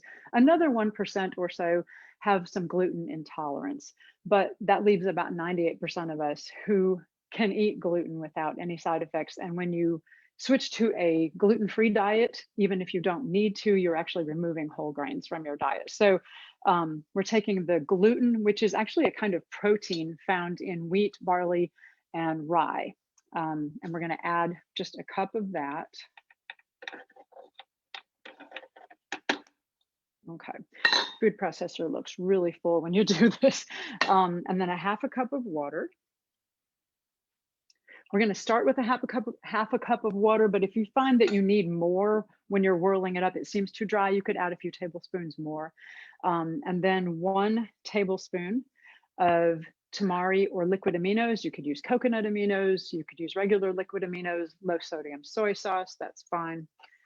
We're adding that. We're adding a little bit of liquid smoke. You could also use smoked paprika if you can't find liquid smoke. It's just a teaspoon, it's not much. Okay, and then we're adding a 1/4 cup of nutritional yeast, which we've already talked about nutritional yeast today, but you used to be able to find it in the bin at Whole Foods. They're not doing the bulk thing so much, but you know, this is a pretty typical brand, Bragg's. You can find in most grocery stores. And then we are adding our spices. So we have tapioca starch or cornstarch, whichever one. Tapioca flour is also known as tapioca starch, same thing. So we're adding just a tablespoon of that. Sorry, 2 tablespoons of that. And then we're adding some onion powder, garlic powder, and poultry seasoning. Let's see. Okay, and then the controversial ingredient would be 2 tablespoons of a neutral flavored oil. You could also use aquafaba. You could also use water. Okay, so either one of those is fine. So we're just adding a few tablespoons of that. And then the poultry seasoning I find very interesting. Poultry seasoning is just a seasoning. There is no poultry in the seasoning. Okay, so it's just usually thyme, sage, rosemary, black pepper, and nutmeg. But you could make your own, but it's pretty simple to find in any grocery store. So, and then we have 1 tablespoon of one of my favorite products that is kind of hard to find, but better than bouillon, no chicken flavor. It is the vegetarian or vegan flavor of vegetable paste or vegetable broth paste. So if you can't find it, I found this on Amazon, honestly, and we use enough of it that I just ordered a pack of 6 of them. But it is better than bouillon. If you can't find this, you could use regular vegetable broth paste, and that's fine. I have my handy dandy little scraper here. I'm going to get it out of that. It's just 1 tablespoon of the vegetable broth paste. Okay. And so we have all the ingredients in here, and we're going to just let this whirl around for a little bit. You don't even need to scrape it down, because what's going to happen is the blades of the food processor are going to take all those ingredients and start running them around and kneading them for you.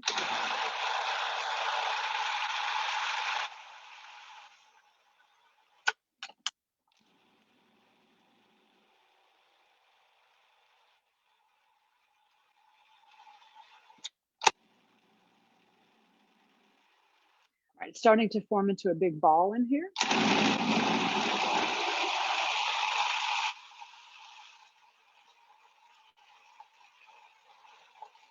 And that is perfect. So then we take it out, and you're going to form it into a loaf shape, which is super easy to do. So, because it's already really trying to stick together without any problem. Get all of that out of here. And then it's kind of like Play-Doh. It's a big mass of Play-Doh. Okay, and then you're going to take an aluminum foil sheet. Okay, so I'm just forming that into sort of a turkey breast type shape. And then you're going to take a sheet of aluminum foil, cover it with whatever seasoning you like. You do want to spray some oil spray on it just to keep it from sticking, because I have tried it without it. It really does stick to the sheet. So you just need to lightly spray it, cover it with your favorite seasoning. It could be poultry seasoning, it could be hickory seasoning. I have already made a loaf to show you, and it is very, you're going to see it for the first time just like I do here. Okay, so I made a Cajun flavored one. I added a bunch of Cajun seasoning to it. And what we're going to do is take a mandolin, and I mean, it's just kind of freaky because it smells like turkey. It is so strange how well this works. But we're going to take it and just run it on the mandolin a few times to give it that sort of deli shaved turkey kind of look and feel to it. You can change the flavor profile of this very easily. Just add Cajun seasoning instead of all the other flavors we just put in, or add Cajun seasoning on top of the other flavors. But even when you cut it open, it looks like a turkey breast. And then we have, so I can put it in a bowl where you can see it against the background here. Okay, so it looks like sliced turkey. It actually has the mouthfeel of sliced turkey. I wish you could smell it. Smell-o-vision, like we keep mentioning, is not a thing yet, but it looks like turkey. It tastes like turkey. So if you're someone who wants to eat plant-based, but you miss that flavor or wonder, what can I put in a sandwich? Well, you can have a turkey sandwich. So I hope you'll give it a try.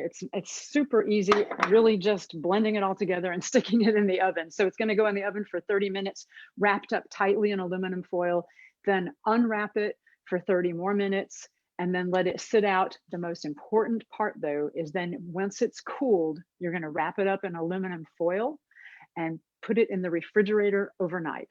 So don't try to eat it right away out of the oven because it's just a little too soft. So put it in your refrigerator overnight, and the next day, this has been in my refrigerator overnight, and it's perfect and smells amazing. So, and I know my husband's standing here right off out of view, waiting to try it. So I'm gonna let him try it.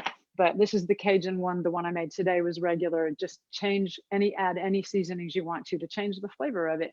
You could add some barbecue flavoring to it. That would be interesting.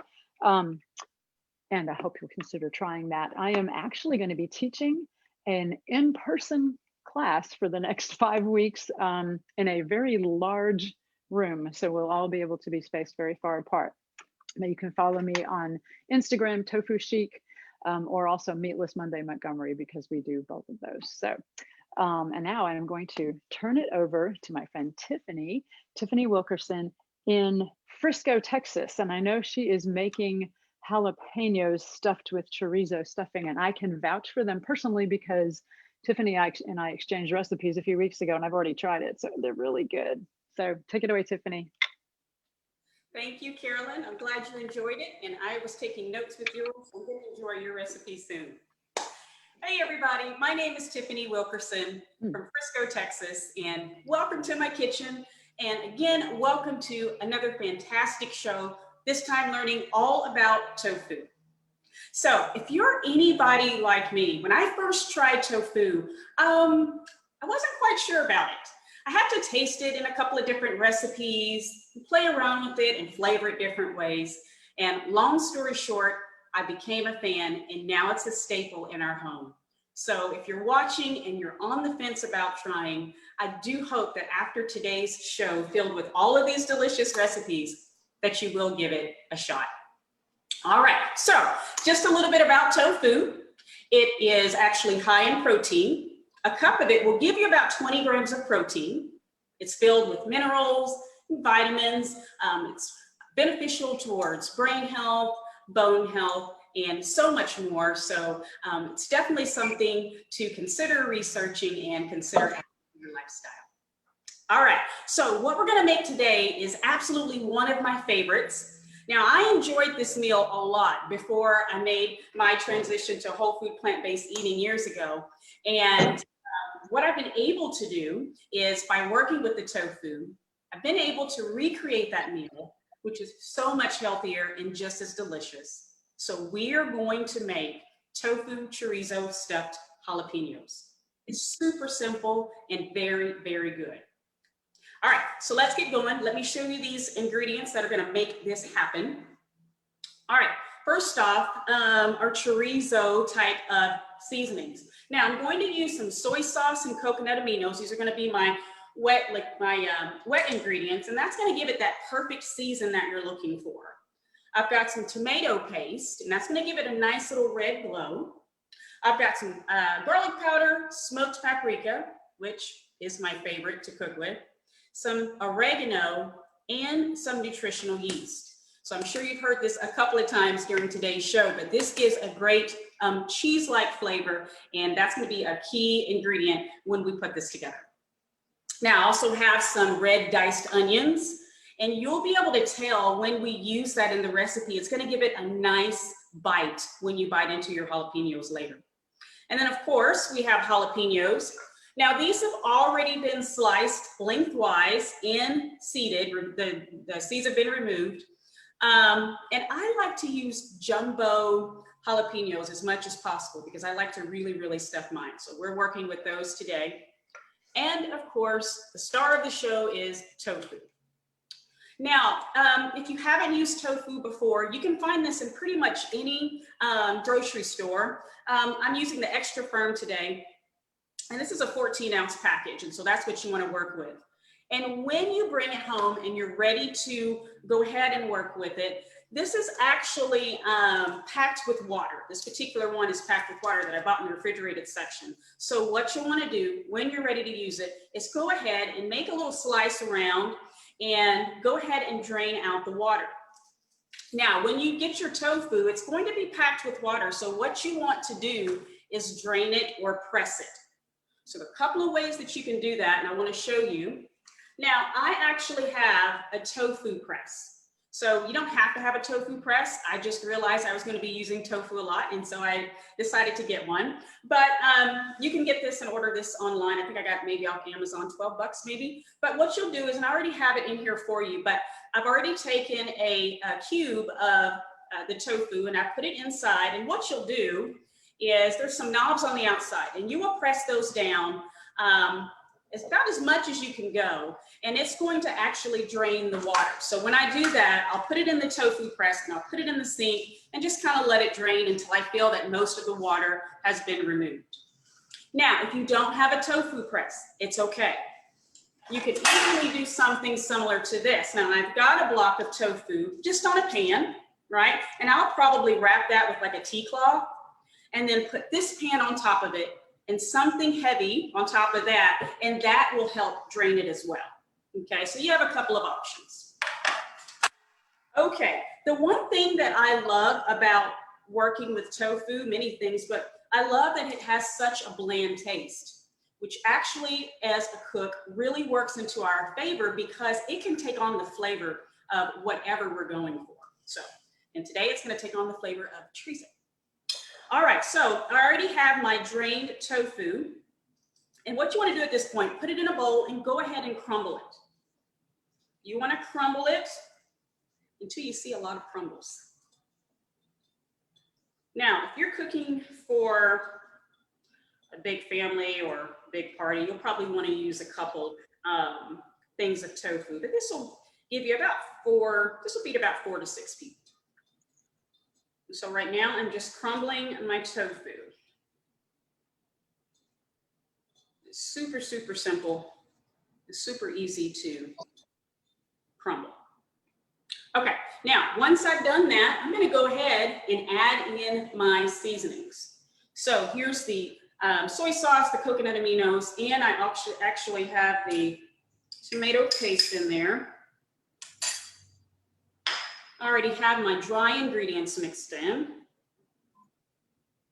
and have my diced red tomatoes, onions. Okay. And so that's that for that. And so all you want to do now is just take a spoon and you want to mix up all of your seasonings in with the tofu. You want all of the tofu to take on the seasonings, because that's going to give you that taste that you're looking for in every bite. Now, you can continue to do this with your hands or you can use your spoon. Whatever you do is fine as long as it's well mixed. All right. I think that's pretty good. And you'll notice once you start stirring everything, those spices really, really start to become fragrant. Okay, I think we're good to go. Okay, now at this point, what I like to do is you can use a spoon or a scoop, but we're ready to go ahead and stuff your jalapenos. Now it could get a little messy, so I like to stuff it over the bowl so that way when I put it in, it's not as messy. So I'm using a scoop. I might use about 2 scoops, maybe, just depends on the size of your jalapeno. And then what I like to do at this point is go ahead and shape your tofu mixture because it's going to keep this form in the oven. All right. We're going to do that again. Let's do about 2 scoops. And then just kind of mold it and shape it.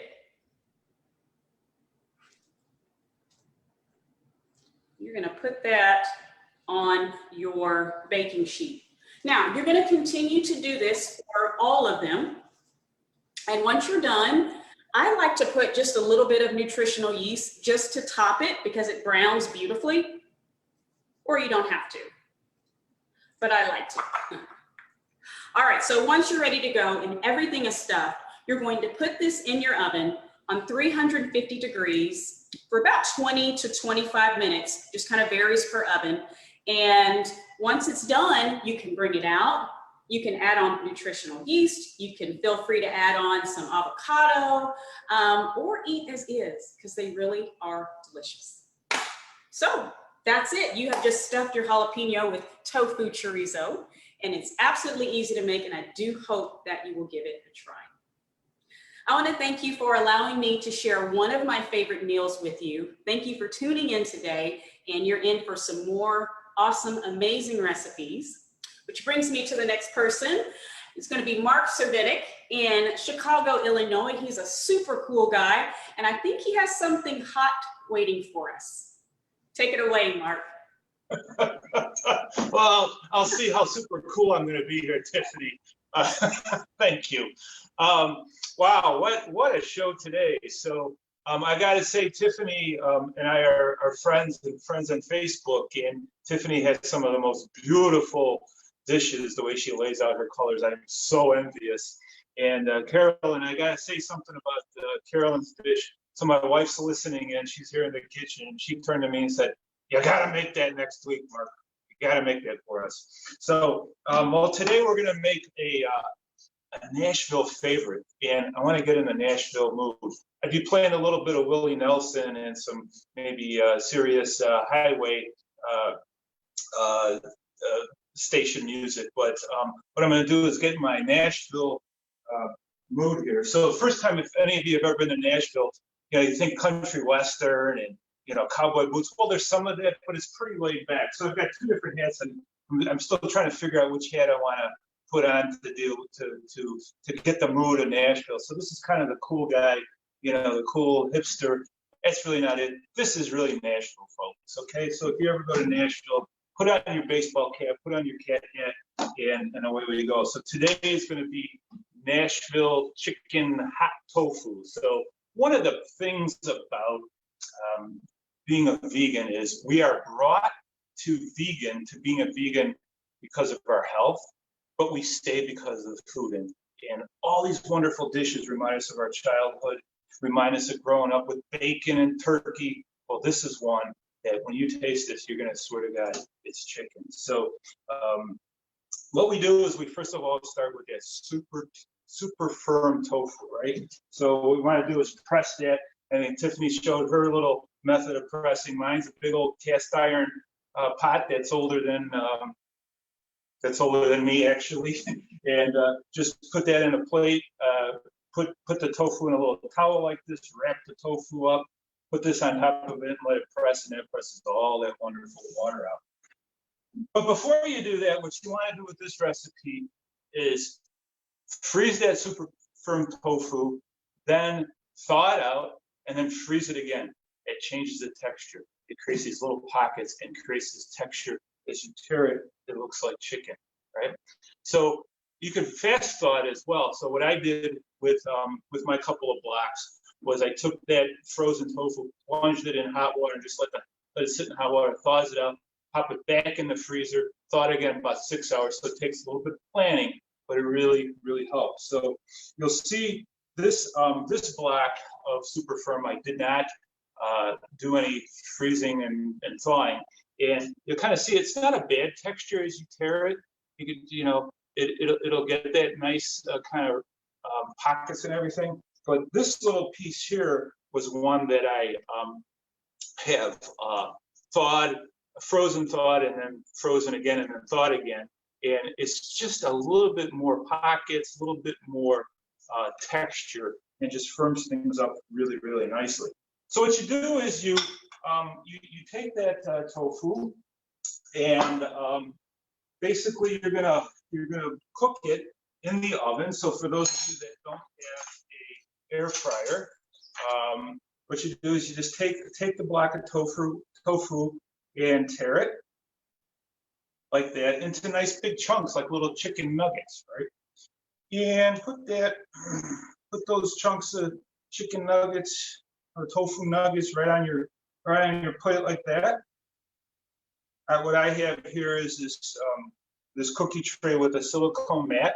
I sometimes spray this. This one's pretty old, so it's kind of beat up. I don't spray it. You just gotta kind of scrub it, soak it after you get done with it. And then this goes into a 425 degree oven. I put this in a cold oven, pop the temperature on 425, 20 minutes, then take it out. You'll need to flip these, right? you might want to use tongs, or like my fingers, I must have asbestos on my fingers. Well, hopefully not asbestos, but something that my fingers I don't really feel all that heat, but go ahead and flip them, and then 10 more minutes, okay?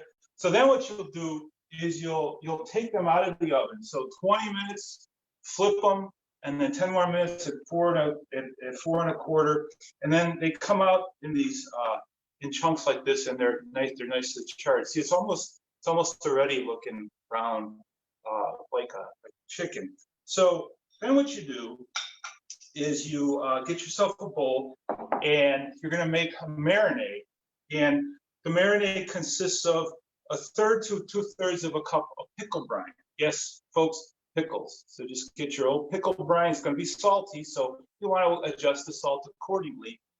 And I frequently don't put salt in this recipe because the brine's got enough. But I take my 1/3 of a cup to 2/3 of a cup of pickle brine, and then my recipe calls for 2 tablespoons of brown sugar. I like agave syrup, nice brown agave syrup, and throw that in there. 2 tablespoons of that. Here's our friend Nutritional Yeast. 2 tablespoons of Nutritional Yeast, and a little bit of cayenne pepper, right?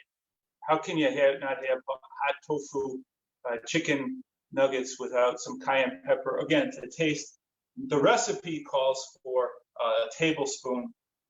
I've got just shy of a tablespoon, but we like hot stuff in the Circanics house. And then you take a teaspoon of paprika. You could use smoky paprika. I heard somebody refer to smoky paprika. I just use plain paprika. Then a little bit of garlic powder, a teaspoon of garlic powder, and then some white pepper. Adds a little bit more depth of flavor. And then just get your little whisk and whisk that up. And then you've got your marinade. Very, very quick. No oil, right, folks? Because we are oil-free here at PCRM, Food for Life. And throw those in there. They're so excited they kind of jumped out of my hands. You see that? And just toss those around really nicely.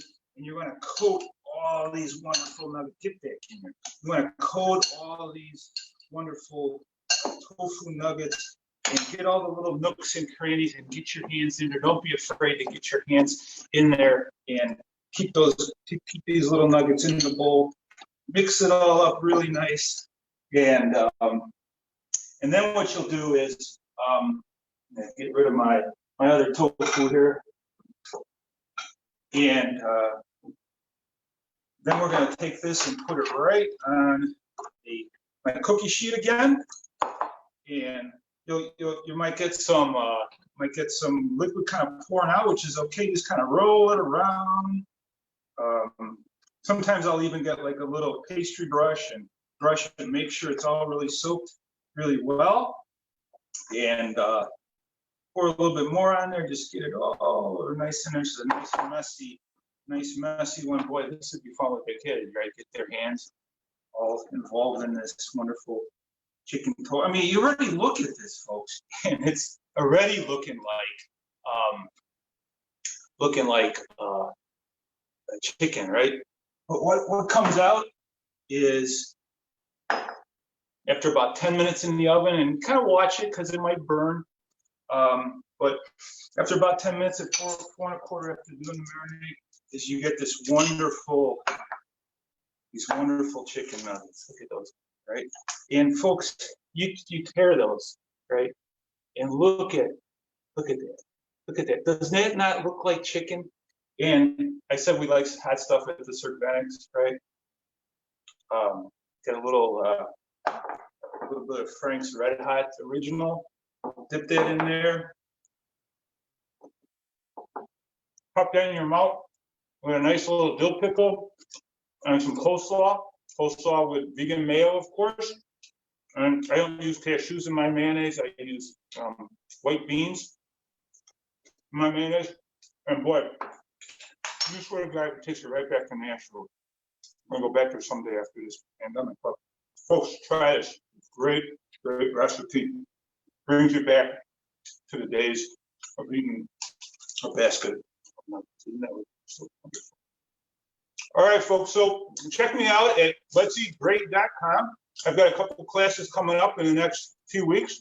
All of us Food for Life instructors are featuring breast cancer awareness and cancer awareness classes. I've got a couple classes in October, but go to let'seatgreat.com and you'll see right on my homepage courses. Click on that link and it'll take you to all the courses that I'm offering in these next several weeks. So hope to see you at one of my courses.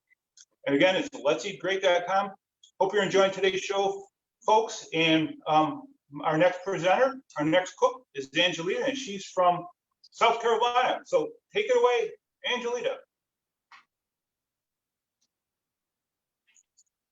Hey everyone, my name is Angelita Alvarez Hughes and I am a Food for Life instructor. Today I am going to be showcasing a tofu ricotta, which we know tofu ricotta can either be savory or sweet, so I chose the savory one. And I am using soft tofu, and just like Mark had said, to freeze it and then let it thaw and then drain it. That's what I like to do for the consistency. But then also another way to do it is just to cut this open and let the water drain. Put it in a bowl, let it sit for about an hour, drain the water out. And what you're going to do is you're going to take an old-fashioned potato masher and you are just going to break up the tofu until it's completely broken up into pieces, as you can see right here. And we're going to add 2 tablespoons of apple cider vinegar to give it the tanginess. We're going to use 1 tablespoon of Italian parsley. All these are dried herbs that I'm using because there's enough moisture in the tofu already that we don't want to add extra moisture to it. We've got 2 tablespoons of Italian seasoning.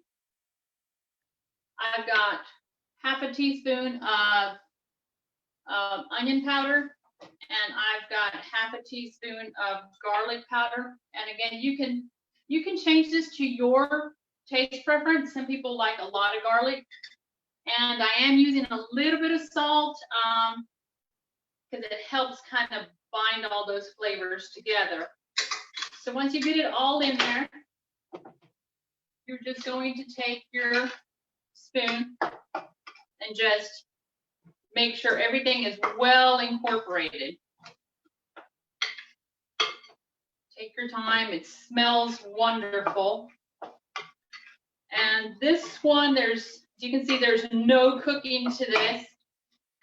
And it will be ready to serve in as little as 4 hours.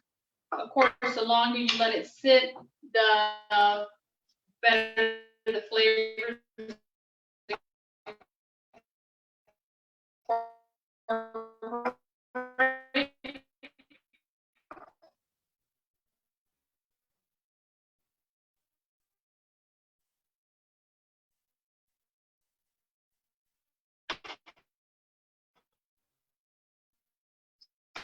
So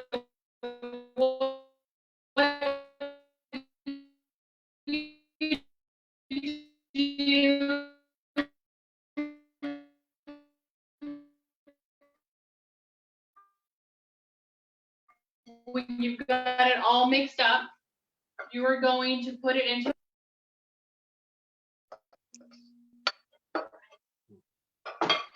so we've got that. It's all set in here nice and neat. And what you're doing, you're going to twist it, gather the sides, twist it. As you can see, there's some water coming out. And you're just going to sit it like this in the refrigerator, put a lid on it, and keep it in your fridge. It'll keep 3 to 4 days.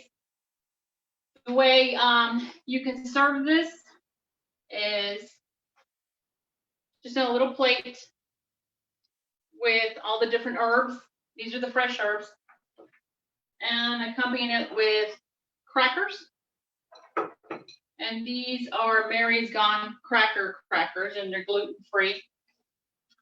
I also made a polenta, sun-dried tomato, and olive waffle that you can take some of this spread, put it on the waffle. This makes a nice little brunch. You serve it with a side salad, top it with a little bit of tomato, some olives, just a little bit of vegan cheese, and some fresh basil. That's another way of serving it. And then the other one is, I've got whole wheat pasta here. Again, you would take this as well. You put it just on the top. These noodles are cold. I like cold noodles, so it's actually more like a noodle salad, really. And you would use the same toppings, or whatever toppings you like. You can put chopped spinach in here. I'm putting cherry tomatoes that came out of my garden. I'm adding some more olives on top of that, some basil. I've got some fresh chives that came out of my garden as well. And you are just going to cut them in there.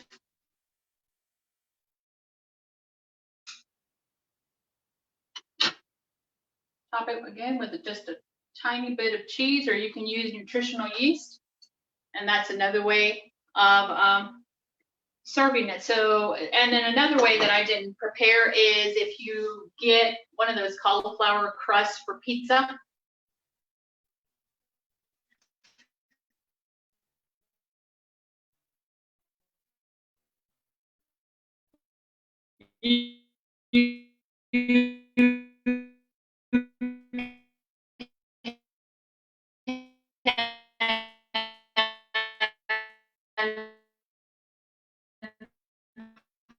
Take this same mixture on the base and to it, and then add whatever your favorite vegetables are for your time.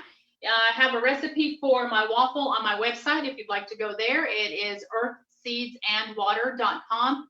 Also, it will have the programs that I offer, any upcoming classes, as well in different ways to follow me on social media. And I thank you for your time. And up next, we have Patricia, and she's going to make a tofu quiche. Take it away. Hello, hi, hello, I love it, Angelita. It tastes, you know, I'm pretty sure it tastes amazing.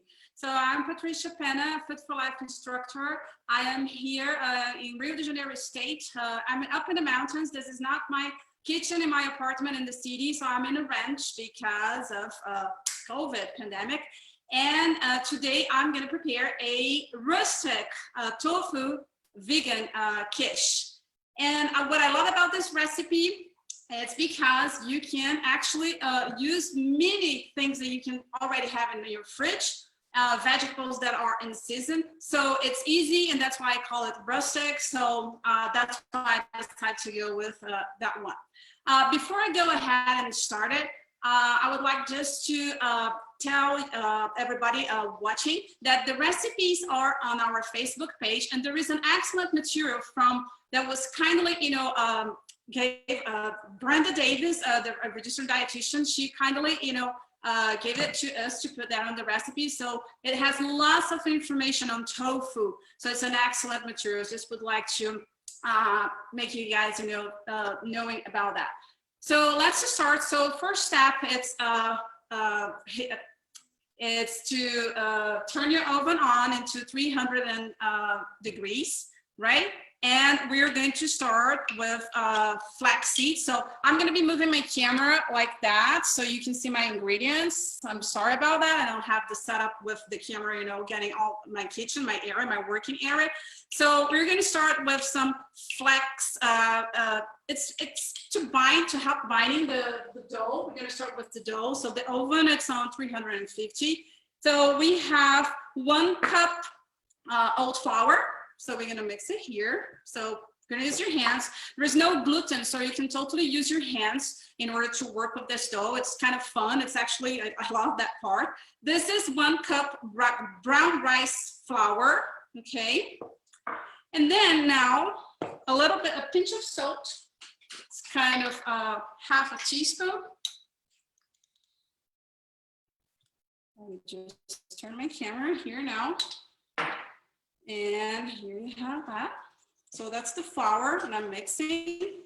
And here in the middle, it's going to be the flaxseed, 1 tablespoon flaxseed and 3 tablespoons water. So we need to leave it to rest for about 5 minutes. And that's the consistency, you know, it's kind of eggy. I don't like using that term, but it helps to bind, you know, everything together. So from here, you can mix it like that. It's still not looking good. We're looking for like a little ball, like to make the dough that it's not sticky. So we're gonna do that. It's very easy and nice. And then we're gonna start to pour some water. So the recipe calls for 4 to 6 tablespoons. So you can add, I have them at here. So you can add a little by little. Little by little. At a certain point, we can start to use our hands here, not quite now. And if you need more water, that's fine too. It all depends on your flour and the temperature and many other things, many other factors. So you can always put some more. And you keep moving in here. I like to concentrate in this part here because this crust, the dough for the crust, this is all whole ingredient. So brown rice, flour, and oats. You can use gluten-free if you were, if you have issues with gluten-free flour, or even white rice. But I like using whole ingredients. So let's put a little bit more water here. And now it's, so then you can play here. I like this part a lot. It's fun. I have a little edible. So it's coming together. A little bit more water here.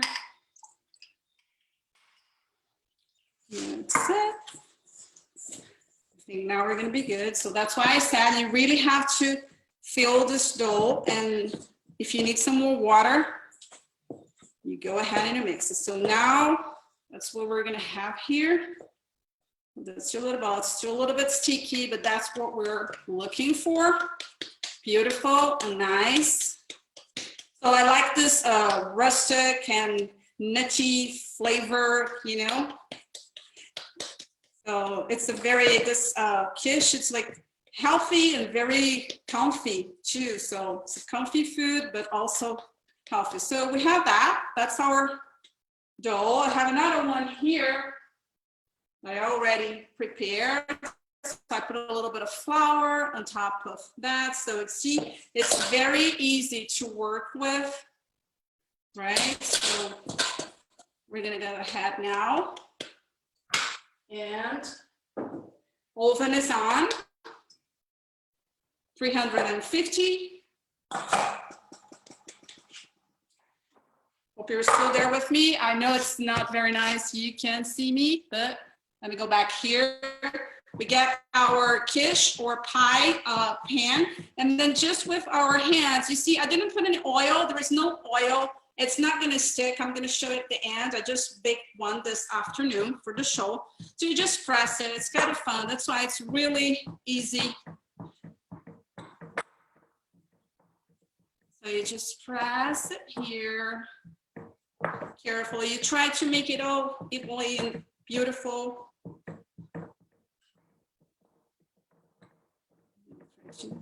Here a little bit to the sides.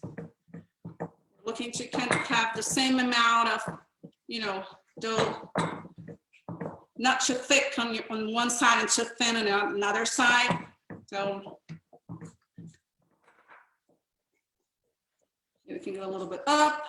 You can freeze, you can keep the dough in the fridge for 3 to 4 days. It's okay if you don't want to, prepare on the same day. So it's okay doing that. Okay, so that's what we're looking for. And now we bake that for 10 minutes. So go to the oven, 10 minutes. In the meanwhile, I have other ingredients here. We are going to start our filling. Let me just wash my hands. We're going to start the filling. So the filling, of course, it's our star tofu. For this recipe, you just drain it. You don't really have to press it, but just drain it, just removing any water. And so the first part, let me go get my ingredients. We have onions and garlic that was sauteed, no oil, just in water. And then mushrooms, any mushrooms. I use shiitake here, shimeji, I'm sorry. And this is some spinach. You can really use any vegetable that you have. Broccoli works super well. Even if you don't have mushrooms, you can use any other vegetable like leeks, carrots. You just chop them and then you make this, we previously like saute them and onions and garlic. So we're gonna do that here. But I already pre-prepared some because it takes a little time. So I just want to show you again the beginning. I know that other friends, they already show the sauteing onions with no oil, but I always like, to do that again to show that because it's nice. Because it really, the onion, it's really gonna get brown. It's, it's gonna smell delicious, and then you can add your garlic. So it's one small onion chopped, as you can see here. And a minute right there. I believe you can hear a little. It's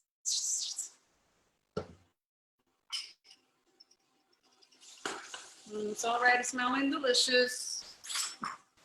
I just want to show it here because, as I said, we're looking for very fragrant, and it's going to be transparent, and it's going to get brown.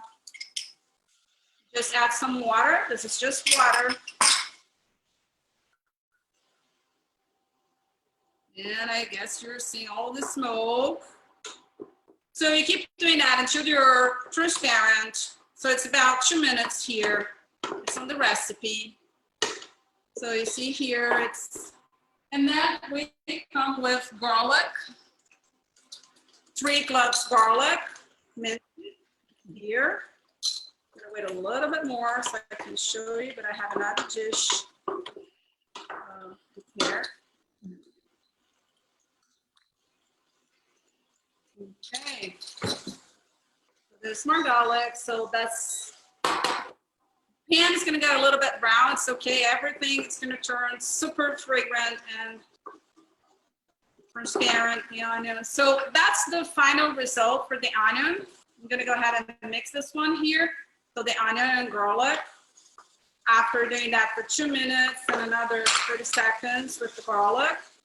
It's on the recipe, that's on the Facebook. And then you add your mushroom or other vegetable if you're substituting it. And we're gonna cook it until it's very soft. I'm gonna reduce the heat here. A little bit more water.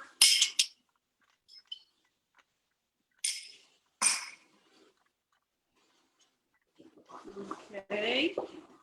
So mushrooms.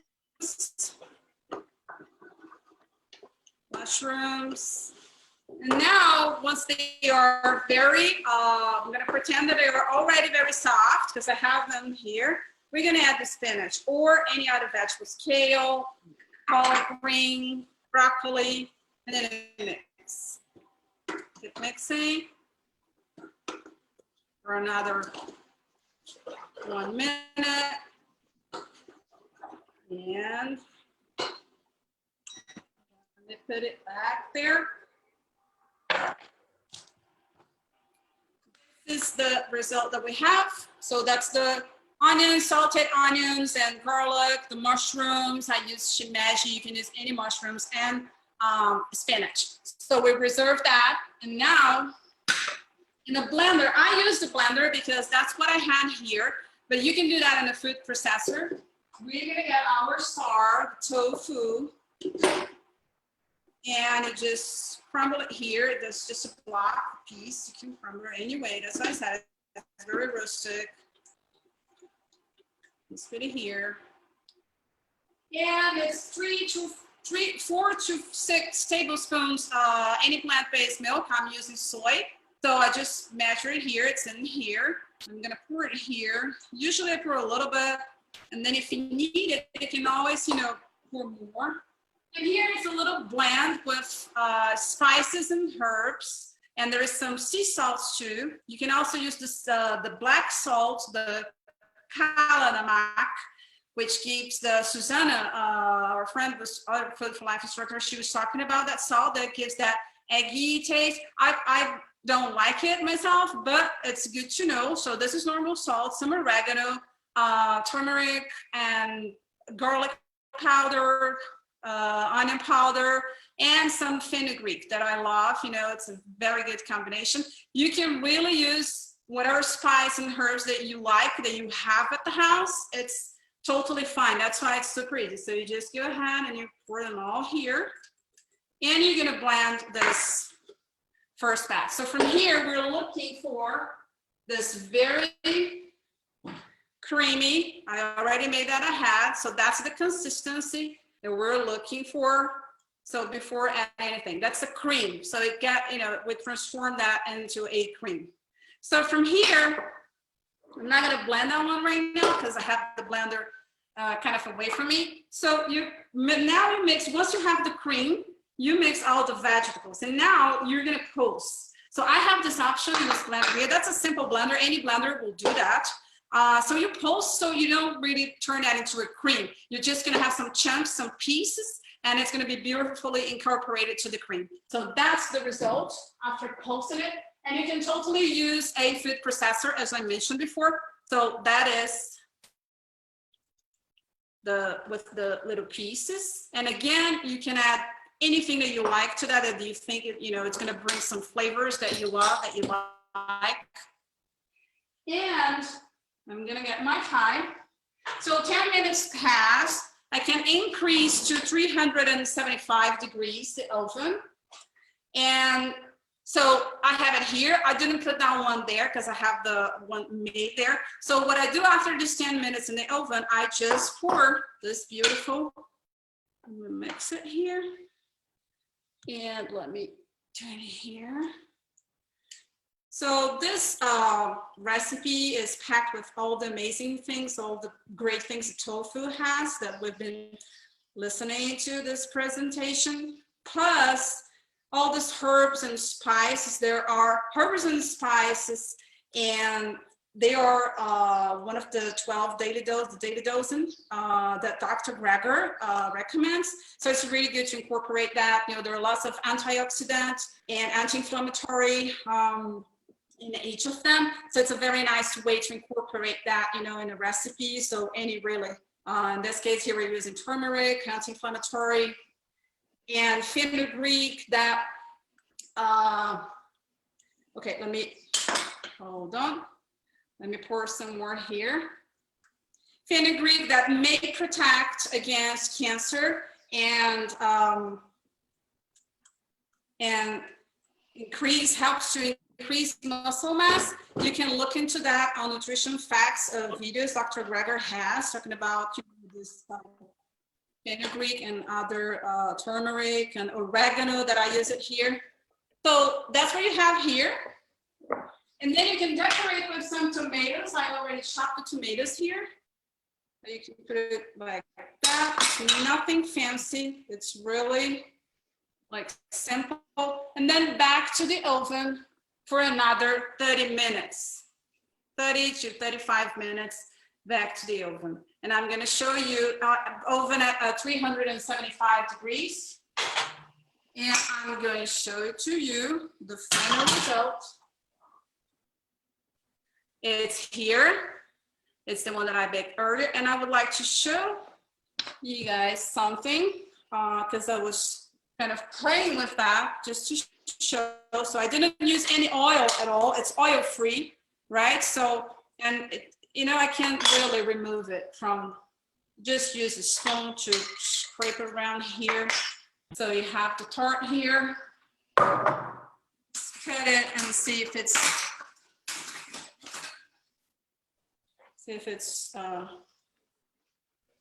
really nice.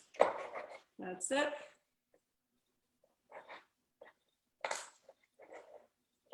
Okay, a little bit crumble. So it's here. Let's put it in a. Okay. You get it here. And then you can serve with any salad, any grains. Here I prepare a bag with cruciferous. This is collard greens and red cabbage. So usually I would eat that on top with some sriracha.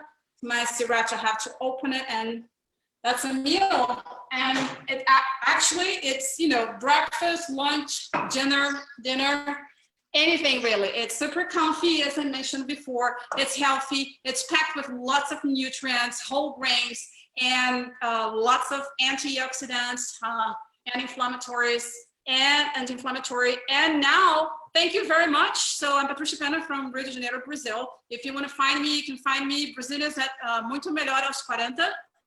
Obrigada, and I'm going to hand over to Jen in Louisiana. And she's preparing a spinach dip and mocha mousse. Oh my God, so good. Thank you. Thank you so much.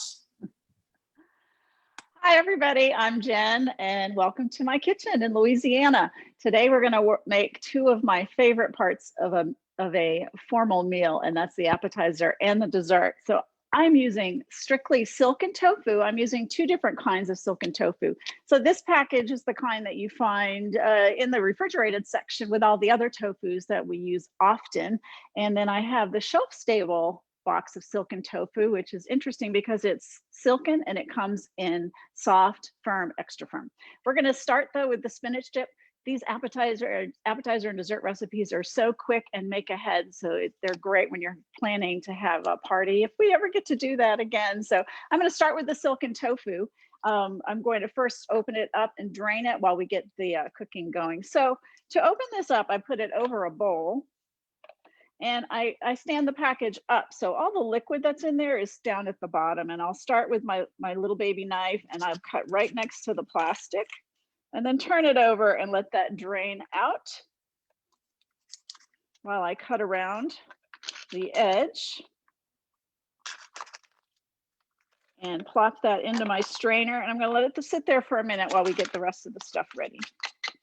Silken tofu is different than the regular tofu because it is not pressed at all. They put the coagulants in and then they pour it right in the package to firm up. Okay. So to start with this spinach dip first, we're going to start with some onions. That is a 1/4 cup of onion, a sweet onion. And I'm going to put some garlic in here as well.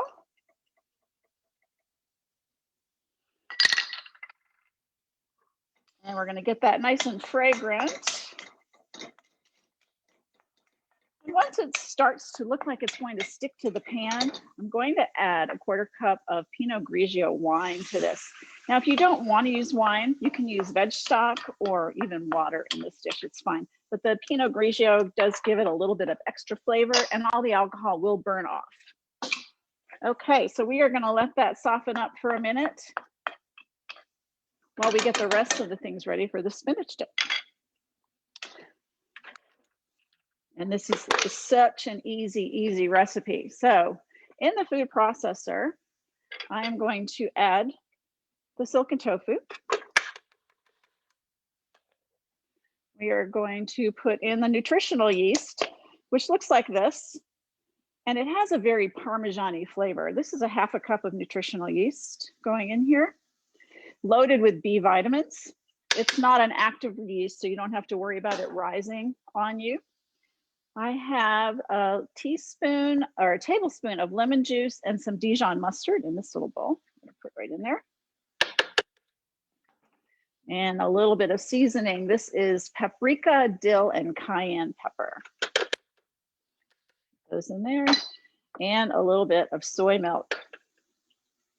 You can use any plant-based milk you'd like, but since we're already dealing with soy, I'm using soy milk in there. All right, I'm gonna check my onions before we go blend this. That's for this dish. All right, and we're letting all that liquid cook off so that alcohol will dissipate and the liquid will be evaporated. Turn that up. I'm gonna pop this in the food processor to make it creamy.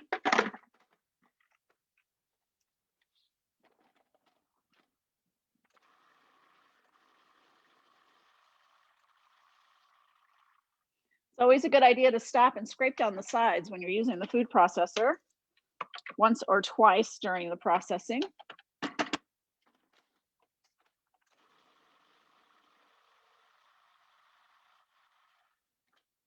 Awesome. Okay. All right. I'm going to set that aside while we finish up the cooking here. So the liquid is cooking down, you can see in the pan. I'm going to go ahead and add the spinach and artichokes to this. That the recipe calls for 10 ounces of spinach, but I found a 12-ounce bag of spinach. So I just threw it all in there. I love my spinach. Loaded with protein and calcium in there, and a 1 can of quartered artichoke hearts. Toss that right in there. And a little bit of salt. That's about a teaspoon of salt. All right, I'm stirring this in to warm it up, and the water is getting absorbed. Now, we have an option here. You can pop it back in the food processor, all of this, and chop it a little bit, or just leave your artichokes big. I'm breaking them up as I'm cooking them. They're not breaking down, so I am going to toss them back in my food processor container. This way, I don't have to dirty another bowl by mixing everything up. Turn that heat off. Great. And I'm just going to pulse this just to give it a little chop.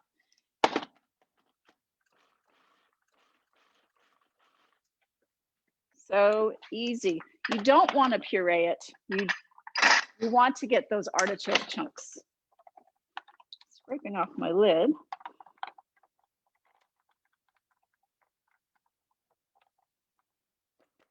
There we go.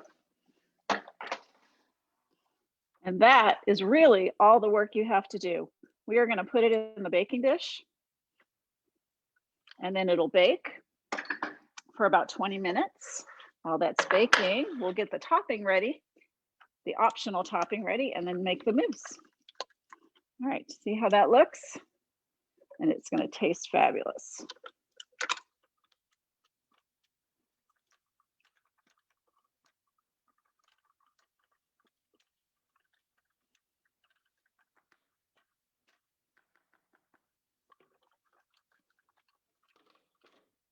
Scoot it out.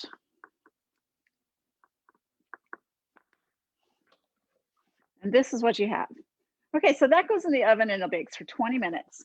And then we have an option of adding a Parmesan-y top. I like to add a little bit of extra in there. So we're going to make our homemade Parmesan, which is super easy. I have in this container about 4 ounces of cashews that are chopped cashews. And I am adding to it, it's like 3 tablespoons of that nutritional yeast. Again, we use it a lot. Some salt and garlic powder. That's all I use to make my homemade vegan Parmesan. I have it in my mini food processor. I'm going to process it till it's crumbly like a grated Parmesan cheese.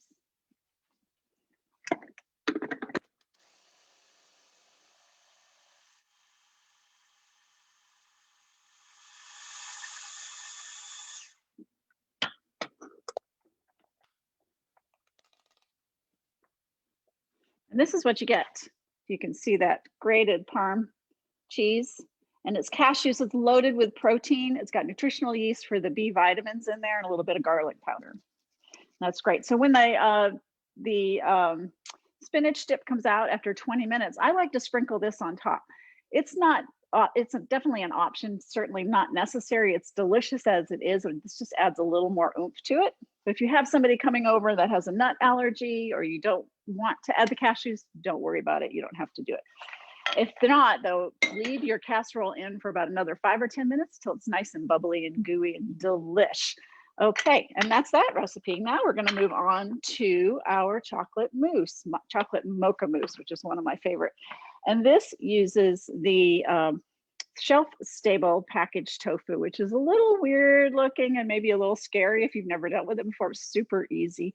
It's a silken tofu again, so it's not pressed, very smooth. These are great for dips and sauces and mousses and ranch dressings and things like that. But you'll notice at the top of the package, to get in here, they give you a little cutting guide. There's lines there and tells you which ones to cut first and which ones to cut second. So we are going to cut the sides of this first. I'm going to drain it right in the same bowl. And again, silken tofu, since it's not pressed, once it's ready to be molded, they put it right into the package and let it form to the package. So this is very tightly packed box, but it does have a little water in there. And then you cut across the top and you just kind of let it plop on out. Whoop. And it made a mess, but that's all right. Okay, and I'm going to let that sit there for a minute while we get everything else put in the blender. Okay, so this recipe uses the silken tofu. We also have some melted dark chocolate. So this is dessert. We're going to go a little decadent here. We have some good quality melted dark chocolate. It's 2 ounces of dark chocolate. I'm going to pour that in there. And I use this wonderful scraper so I can get every last bit of that chocolate in there. It's in the calorie count, so I want to count it. Okay, we have, let's see, the next ingredient, 1/4 cup of cocoa powder. I use a Dutch processed cocoa powder, but that doesn't really matter, just a good quality cocoa powder.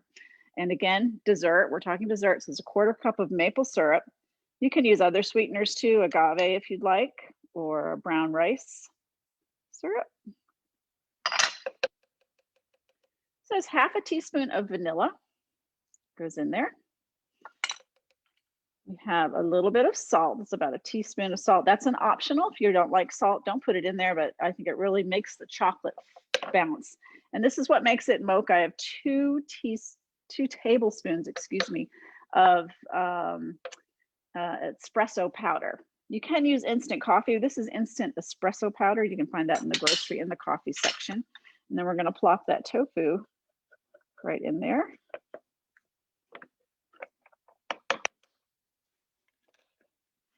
And then we're going to blend it till it's nice and smooth. So I'm going to go blend it right behind me, and I'm going to stir it down once or twice. I'll be right back.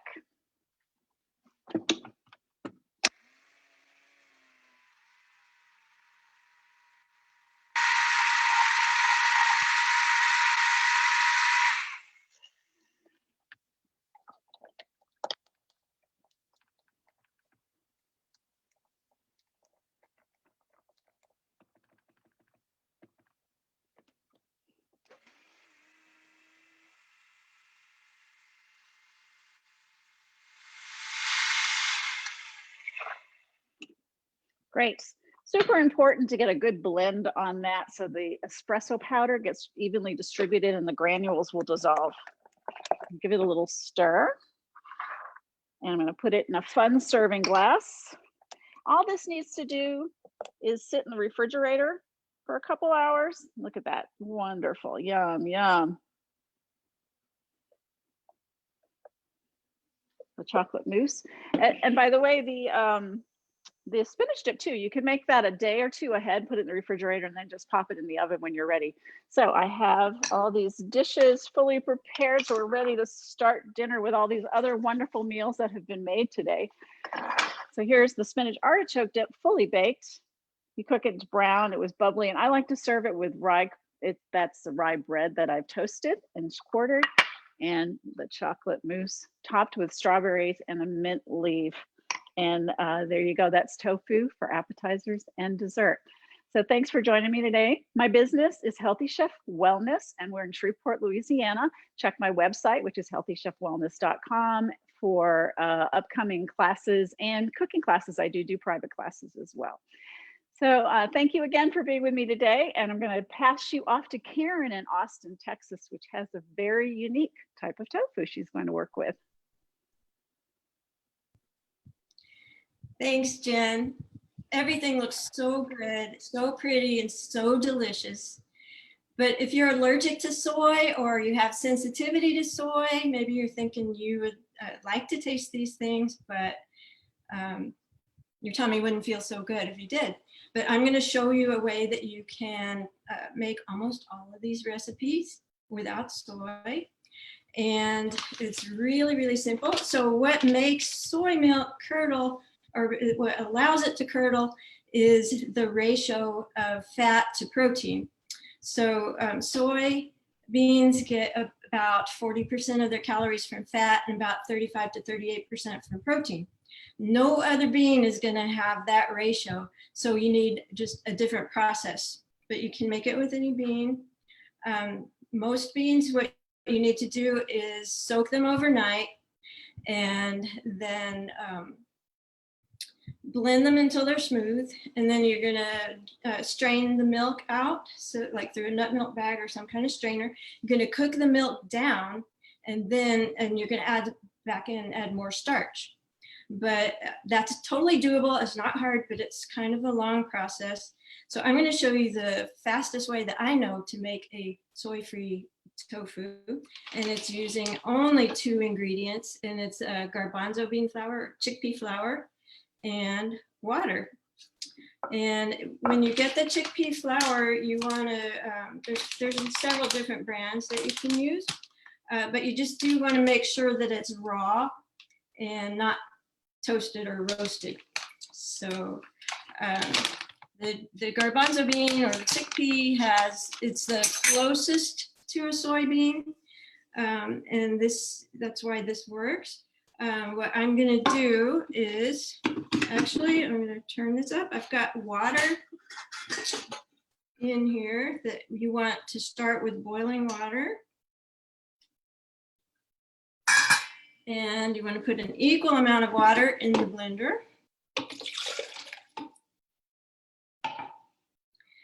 And then just put your chickpea flour in the blender. And then we're going to blend it till it's smooth. And hopefully this water will be boiling by the time I'm done. All right, I'm going to blend, make a little noise.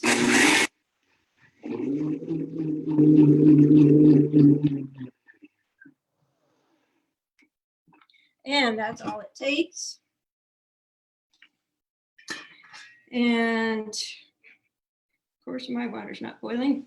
Just imagine that it is. All right, so you're going to pour it in. It is hot though. It'll work. So you're going to pour it into the boiling water and just stir. And the thing is, you want to stir this for 8 minutes. That's all there is to it. So it's going to go through a lumpy stage, and it's going to, as it thickens, it's going to get smooth and shiny, glossy. How's that one doing over there? Okay, pretty close. All right, so I'm not going to make you watch me stir this for 8 minutes. My lovely assistant has already started stirring one over there. And when you get finished with it, is it about ready? It's like 2 minutes left. Oh, okay. Put it on that break. We'll just let it, yeah, you can put it over here. We're going to trade. Thank you. All right, so you can see how it's gotten thick and glossy. I'm going to let it stir, go until the timer goes off. So this is going to make like a silken tofu kind of thing. If you wanted to make a firmer tofu, you could put all of the flour and less water in the blender, blend it up, and then follow these instructions. So what I've done with this kind of tofu, I like to cut it up into cubes and do like a broccoli stir fry with garlic sauce. I've made a chocolate pudding. It would work with Jen's chocolate mousse. I don't know if you can see that. I've made the tofu scramble with this. And you can use it with just about any of these recipes. So what I'm gonna do, is it time yet? I'm gonna put it in a glass container. You can use a loaf pan. I'm making half of the recipe. If you make the whole recipe, you could use 2 this size. You could use a loaf pan. You could use an 8x8 glass pan. A 6x6. This I think is a 6x9. Anything. It just it'll all work. It's just you might get a thicker or thinner cube. So what I'm going to do is just pour it in.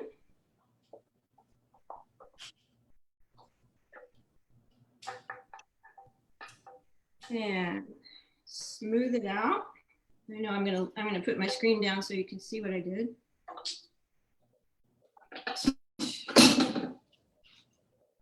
All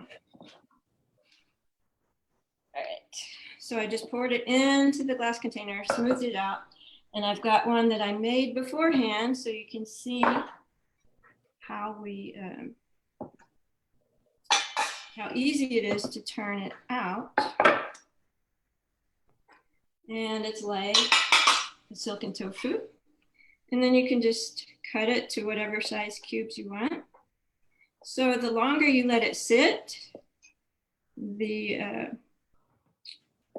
firmer it's going to get. So this one's been sitting for a while. You want it to, for a silken tofu, you want it to sit for about an hour. And then if you want it firmer, you can let it go longer. And when I made the stir fry, so this does not crumble like tofu, but you can see, I'm gonna pick up some of it. So you can see it's kind of jiggly like tofu. And what I did for the crumble, I just cut it, like chopped it up with the scraper. So cleanup, it looks a little scary. You might have a little bit of bean on the bottom of the pan, but even if it sticks to the bottom of the pan, you just put a little, like a drop of dishwashing liquid in there and put some hot water in it, and all the bean rises off of the pan. And you can just wipe it out. So there you have it. I hope you've enjoyed our show, and thank you for watching. I am at myfoodfitnessandfun.com, and I have all of my Food for Life classes on there, and I teach yoga for bone health. And now we're going to go do Q&A. So back to you, Dilip. Wow, that was great. Karen, I've never thought about making soy-free tofu. That was really cool. So we're here to answer questions. And before we start, I just wanted to mention a few things. Hope you guys had a great time. Now is a great time to post any questions you have. This was our fifth monthly show. And what are our plans? Next week, so many kids in the kitchen. So we're going to have a bunch of kids, Cody's daughters, Ella's daughter and son, and my daughter are going to be doing a program. And we'll be putting all the details on this webpage, So Many Cooks, facebook.com/So Many Cooks. And then 2 weeks after that, we're back. So much squash. So it's turning into fall. And those of you watching from the Southern Hemisphere, you'll have to excuse our flipping seasons on you. And then we haven't announced yet, but we have tentative dates for November and December. So we're with you. We have a lot to share. The other thing I wanted to say before we start questions is I neglected, the time flies, right? We have 7 to 9 minutes and it flies. And I missed some very basic information. So one of the tricks with tofu is freezing. And the question just came in, where can you get the recipes? So it's a bit.ly, and somebody will, I'm sure, post it. It's bit.ly/So Much Tofu recipes, and it's by capitalized. We'll post it. But a really good trick for water packed tofu, when you buy it, put it straight in your freezer and then let it freeze overnight or 6-7 hours, and then put it in your refrigerator. That freeze thaw cycle makes it more porous, It picks up more flavors and also adds a nice mouthfeel. There's a nice texture. I don't always do that, but that's a nice thing to do. How long does tofu keep? Read the label. When you buy it, it's probably good for a couple weeks. Once you open it, really you should dump the water out every day, put fresh water on the unused tofu, and do that every day. I usually don't. I usually forget for a day or two, but the tofu should keep for 2-3 days. Where do you buy tofu? So often it's available. I find it funny, they call it the natural food section. Don't you want to eat only natural foods? So the natural food section, you can sometimes find it near the dairy section as well. And then before we take questions, I wanted to pass it on to our friends in Brazil, Dominica, and Italy. So in the United States, it's pretty easy to find tofu. I don't live in a rural area. Maybe somebody will disagree with me. But how about Alicia? What's it like to find tofu in Dominica and the Eastern Caribbean? Available.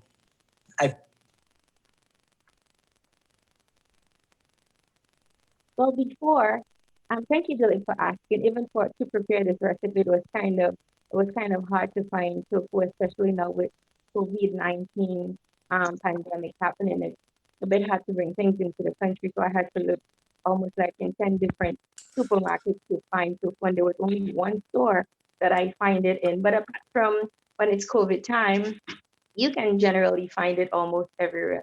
It's quite pricey compared to the States, but you can definitely find it, all the different types. Patricia, what's it like in Brazil? Hi, Dilip. Hi, Patricia. Well, it's pretty expensive, not available as in the US. So we have the price thing, the price issue. And I know 2 brands, to be very honest with you. We don't really have, all the brands, all the possibilities and everything that we have available in the US. So I work with 2 brands. They're both organic. They're both really, really nice. And I think they operate a miracle because it's really hard to be in that industry, here. And it's a problem. For one of them, I read an interview from the owner. And it's difficult to get even though Brazil, it's the biggest, I think it's the biggest soy producer, right? It's for animals, it's not for human consumption. And it's very difficult to get organic soy. So, so there are some issues.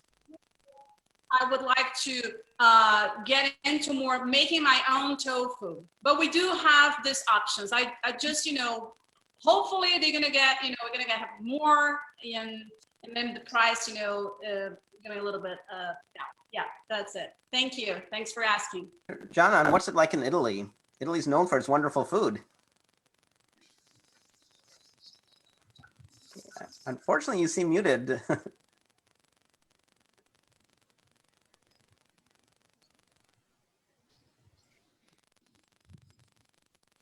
Okay, we can't hear her. So if you get your audio working, I'm sure you'll share.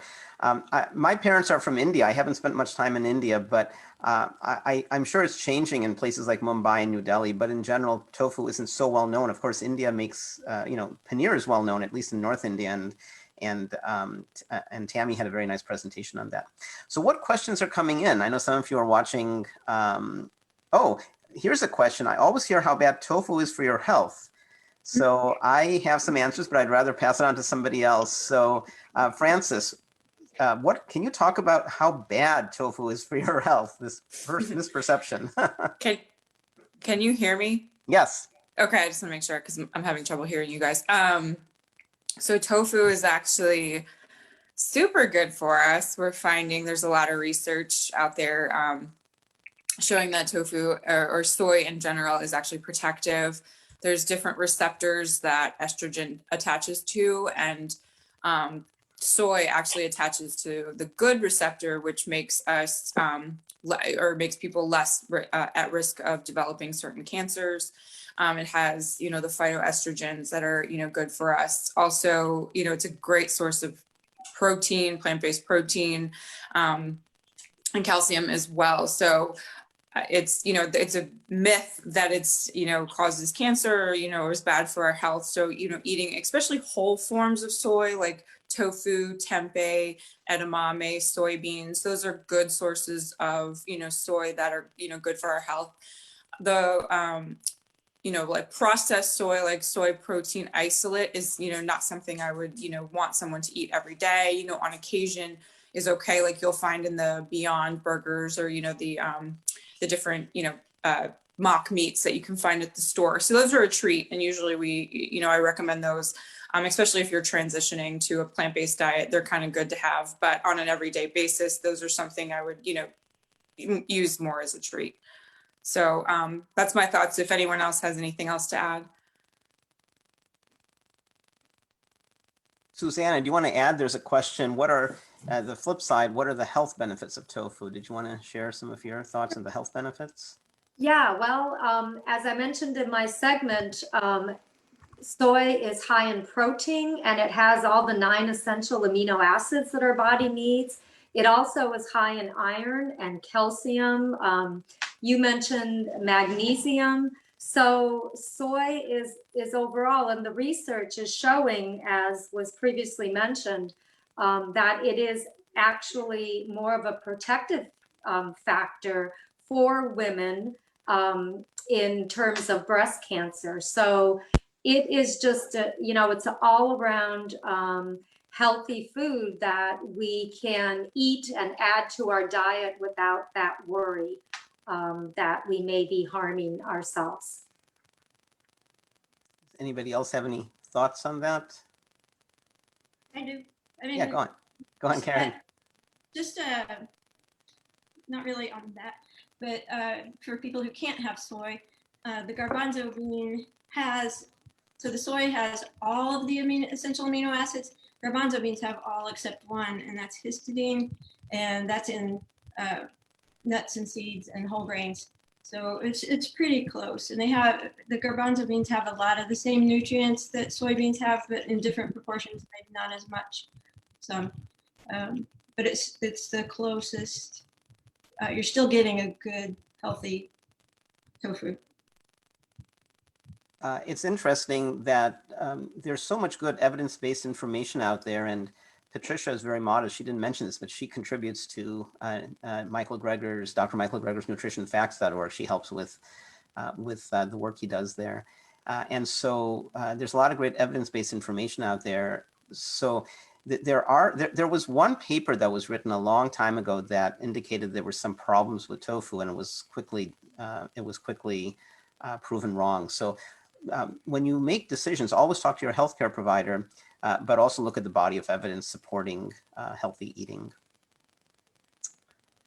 Dilip, there was a question from Fran, and Karen, it's actually for you. They want to know if you can grind the garbanzo beans to make your flour. Would that work with your recipe? Yes, if you have like a high-speed blender, the Vitamix, it has a dry blade, but it will work in the wet blade. The only thing I was going to say, don't freeze it, but it does make it, I think it would work in Mark's chicken if you did freeze it. It becomes, the water really separates and it becomes kind of spongy. You can squeeze the rest of the water out, and I really think it would work in that chicken dish. You don't have to cook it the first time because it's already cooked, but I'll be trying that. So there was an interesting question by Joanne Marola. I love that so many of you are in the medical wellness professions. How does one become an instructor with Food for Life? Let's see, who's our newest instructor? Is it maybe Alicia or maybe Patricia? Cody. Cody, why don't you take this one? Because you also teach at a nursing school, so your insight would be quite interesting. Are we all medical professionals, and what does it take to become a Food for Life instructor? Hi, yes, I will be glad to answer that question. So no, you do not have to be in the healthcare profession to become a Food for Life instructor.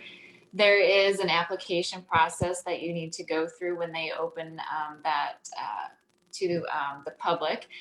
And I don't know when they will have that again. Right now, the training for Food for Life instructors is on pause until we, I think, kind of get through some of this COVID stuff. But hopefully down the road here soon, they'll be up for that again. And so anyway, the process, once you get your application in, you'll get interviewed. and they'll let you know whether you're accepted or not. And they usually do about, I was like 25 to 30 per class. And they do, I think it's 2 classes per year, and they take applications worldwide. And so it's just, you get to go to DC, and I think the last one they did in California. And so that's new, and that's pretty awesome that they're going on the West Coast as well. And so you get together, you get 3 days full of training through PCRM, Dr. Barnard, all the registered dietitians, some nurses, and it's really a fabulous experience. And then now we can go and teach these Food for Life classes. We actually have that curriculum that we can use. So we have their videos, their instructional videos, and it has great information, research-based. And we got all their wonderful recipes and just structured really nicely. And right now we're looking at doing some cancer classes for Food for Life instructors, because October is Breast Cancer Awareness Month. So that's a big thing that they're focusing on. So one group that I love working with is Food for Life. All of us are involved with many different things in our lives. I'm involved with bicycling and with math. I teach math, but this is one group, veganism. This is one group I have absolutely no hesitation. If I know, even if I had never met, Debbie Zimmerman in Florida, if I knew somebody was in Florida, I'd look up and please visit fflclasses.org. Even if I wasn't lucky enough to know Debbie, I'd look up and say, hey, we have an instructor in Lakeland, and I have absolutely no reservations to enthusiastically recommend her, because Physicians Committee does such a great job vetting us. My wife suggested I become an instructor some years ago. And so a background check is done. We have to submit videos that we know how to teach cooking. I think they asked for a couple of videos.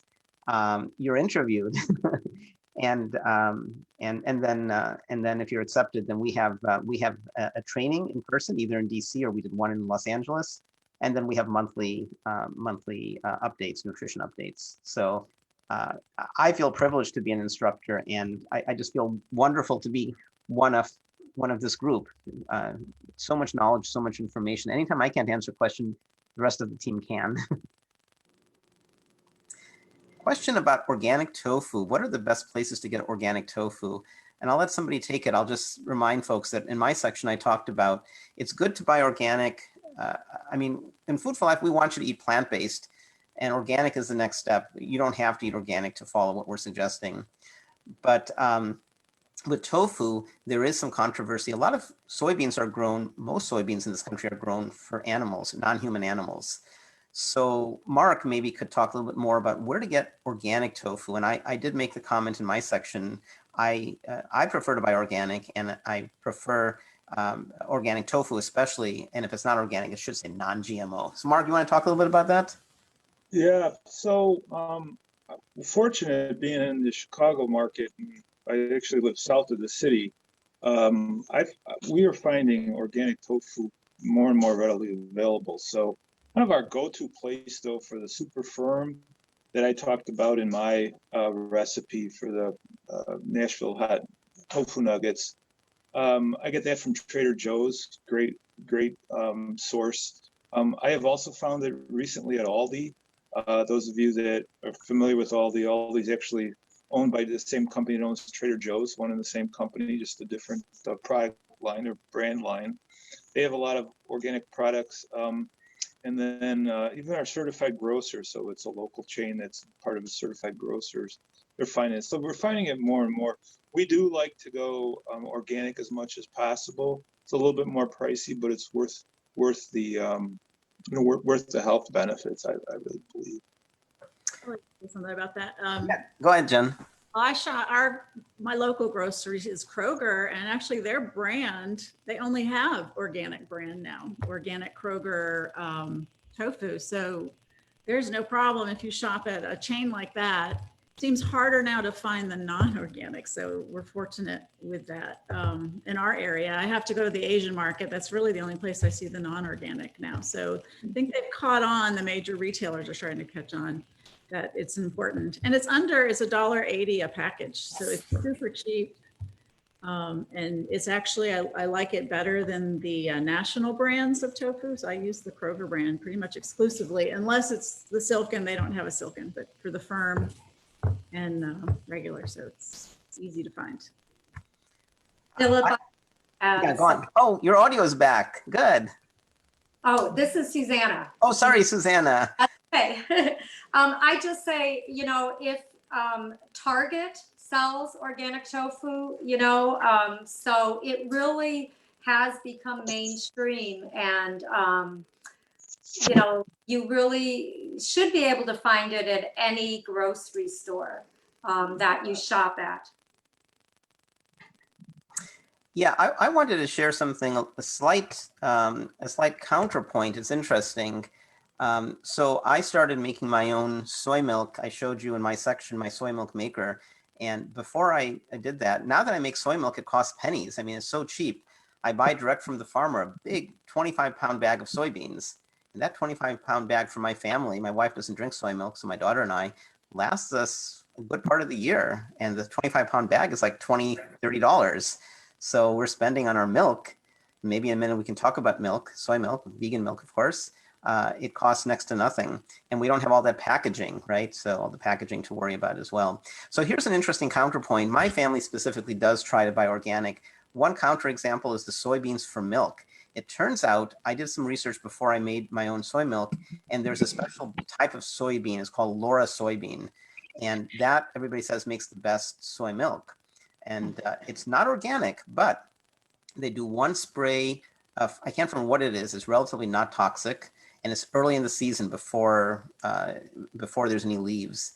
And so that I've used. But that said, our last batch we did buy organic soybeans, and it tasted the same to me. So that would be the only time in our household that we would consider a soy product that's not organic.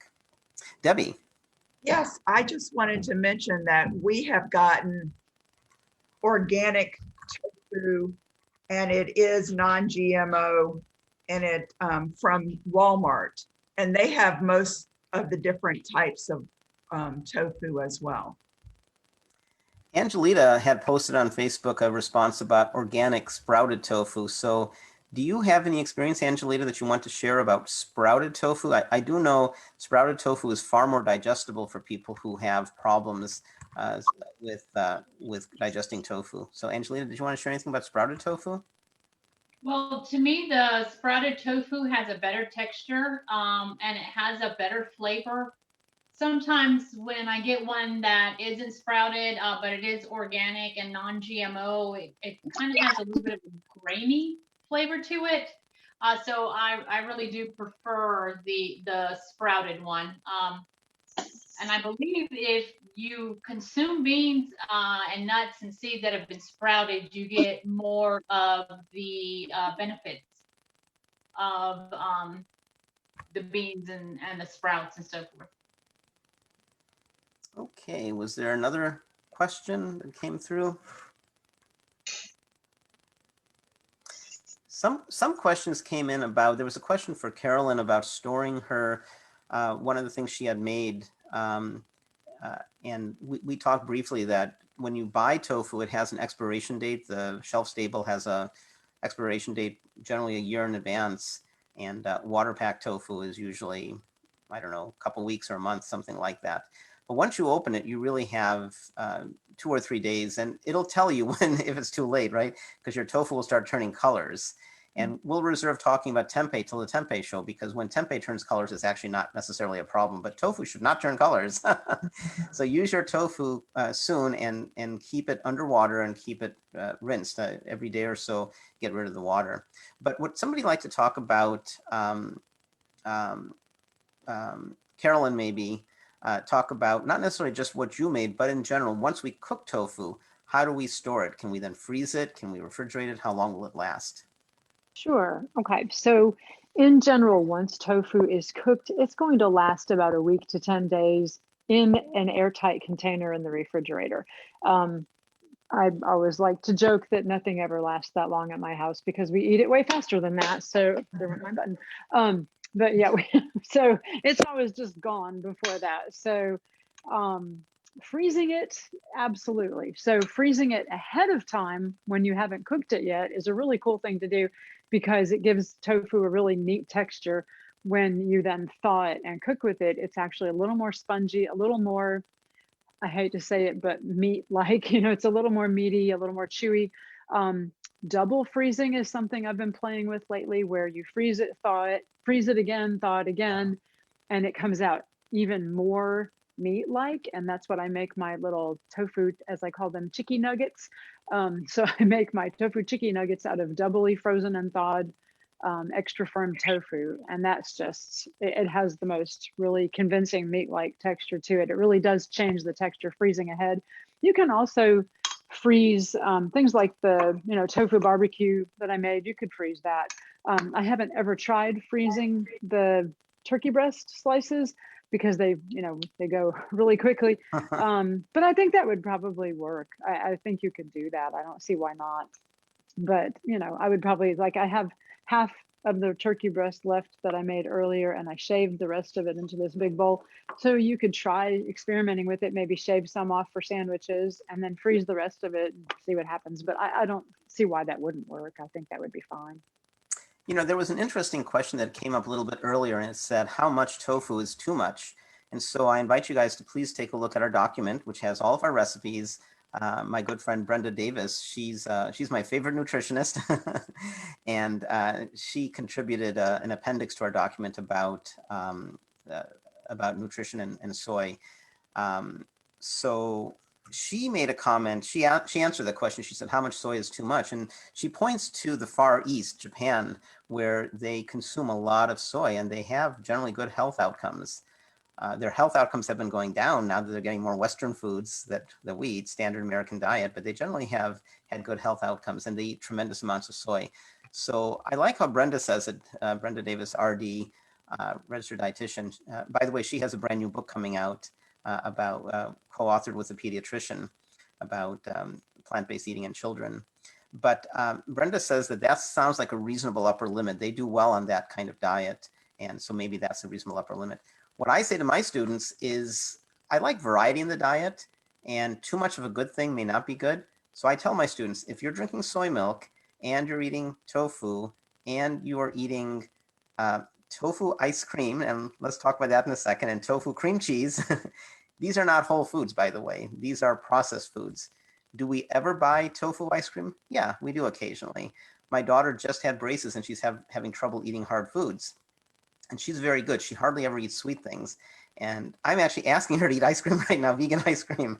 And I'll tell her, I know you can have a little bit more. We bought some, I think it was soy ice cream yesterday for her. I make ice cream from scratch as well with just fruits. And we talked about that in the fruits episode. But I don't know, Janan, if your audio has come back. If not, maybe you can type in our internal chat and we'll repeat about the availability of tofu in Italy. So another question has come through. I've made soy milk on the stovetop. What brand soy milk maker? Okay, so I've already talked about it. I'll see if anybody else wants to share, and then I will share at the end. Does anybody else make their own soy milk? Am I the only one? So it's right over there. What brand is it? I will answer in a second. Does anybody make yogurt, soy yogurt? I have. Okay, Susanna, share about your soy yogurt. Well, first of all, I think you have the soy milk, the West End soy milks when you first did your segment. So you want to use the soy milk like the West End that only has soybeans and water, organic soybeans and water. And I do it in my pressure cooker. I don't have a yogurt starter, but I will use a probiotic and just put the soy milk in my pressure cooker and put in 4 to 6 capsules. I will open the capsules and put my probiotic in, and that's it. Turn it on the yogurt setting, and in 8 to 12 hours, I've got a yogurt. It's not always as thick as I want, but if I let it sit in the fridge, it will thicken up a bit. So it's really, really simple. I mean, you make yogurt while you're sleeping, essentially. My son loves yogurt, and so I don't even have to add a sweetener. Sometimes I'll put a little maple syrup or chop up some dates, and he just eats it with fruit, and it's really, really easy and really, really good.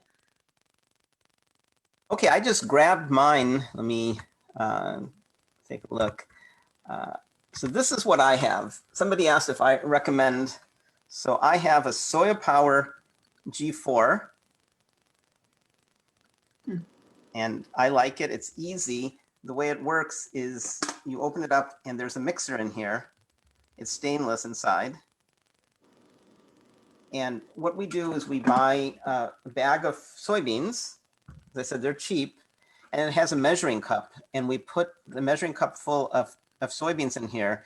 And there's a mark how much water to put in there. And then you press a button. Ideally, you should soak the soybeans for a few hours. But if you didn't, there's a button that I have unsoaked soybeans. And it makes a bunch of noise. And then about 15 minutes later, it beeps and says, your soy milk's done. And then all you do is you pour it through a sieve.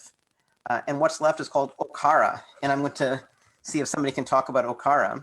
So you have okara, and you can compost that, or it's full of protein and full of fiber. You can use that. And I'm sure one of the other cooks can talk about that. And then you have hot soy milk. And you might say, well, that sounds good, but I want almond milk. It also has an almond milk. It can also make almond milk. So it cost about $100, as I recall. But again, now we spend pennies for soy milk. So for our family, we drink, my daughter and I drink a lot of soy milk. It was well worth it. So who wants to talk about okara?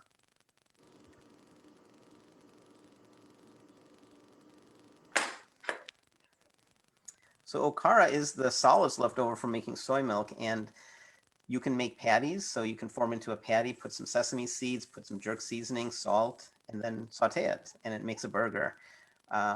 We don't keep up. We make enough soy milk, so we compost it. But it's very nutritious, and we're actually throwing away nutrition. We don't need to, but we just don't get to it, and then it spoils. Okay, and Janan is answering the question now. I'm sorry that her audio is not on. So, and somebody on Facebook said they use okara pulp to make amazing fluffy pancakes. So quote from Janan in Calamandra, Italy. Actually, Carolyn, can you read what Janan said? Because you say the Italian word so beautifully. Can you read her? I can say Calamandrana, Italy, but let me check. I don't see it on my feed right here. So I'm not seeing it on my feed. It's over there on my phone. Cody, can you see what Janan said? No, I can't. Okay, I'll read it. So, quote, this is Janan in Italy. Quote, we can find it in major supermarkets and thankfully only organic, but it is not consistently available.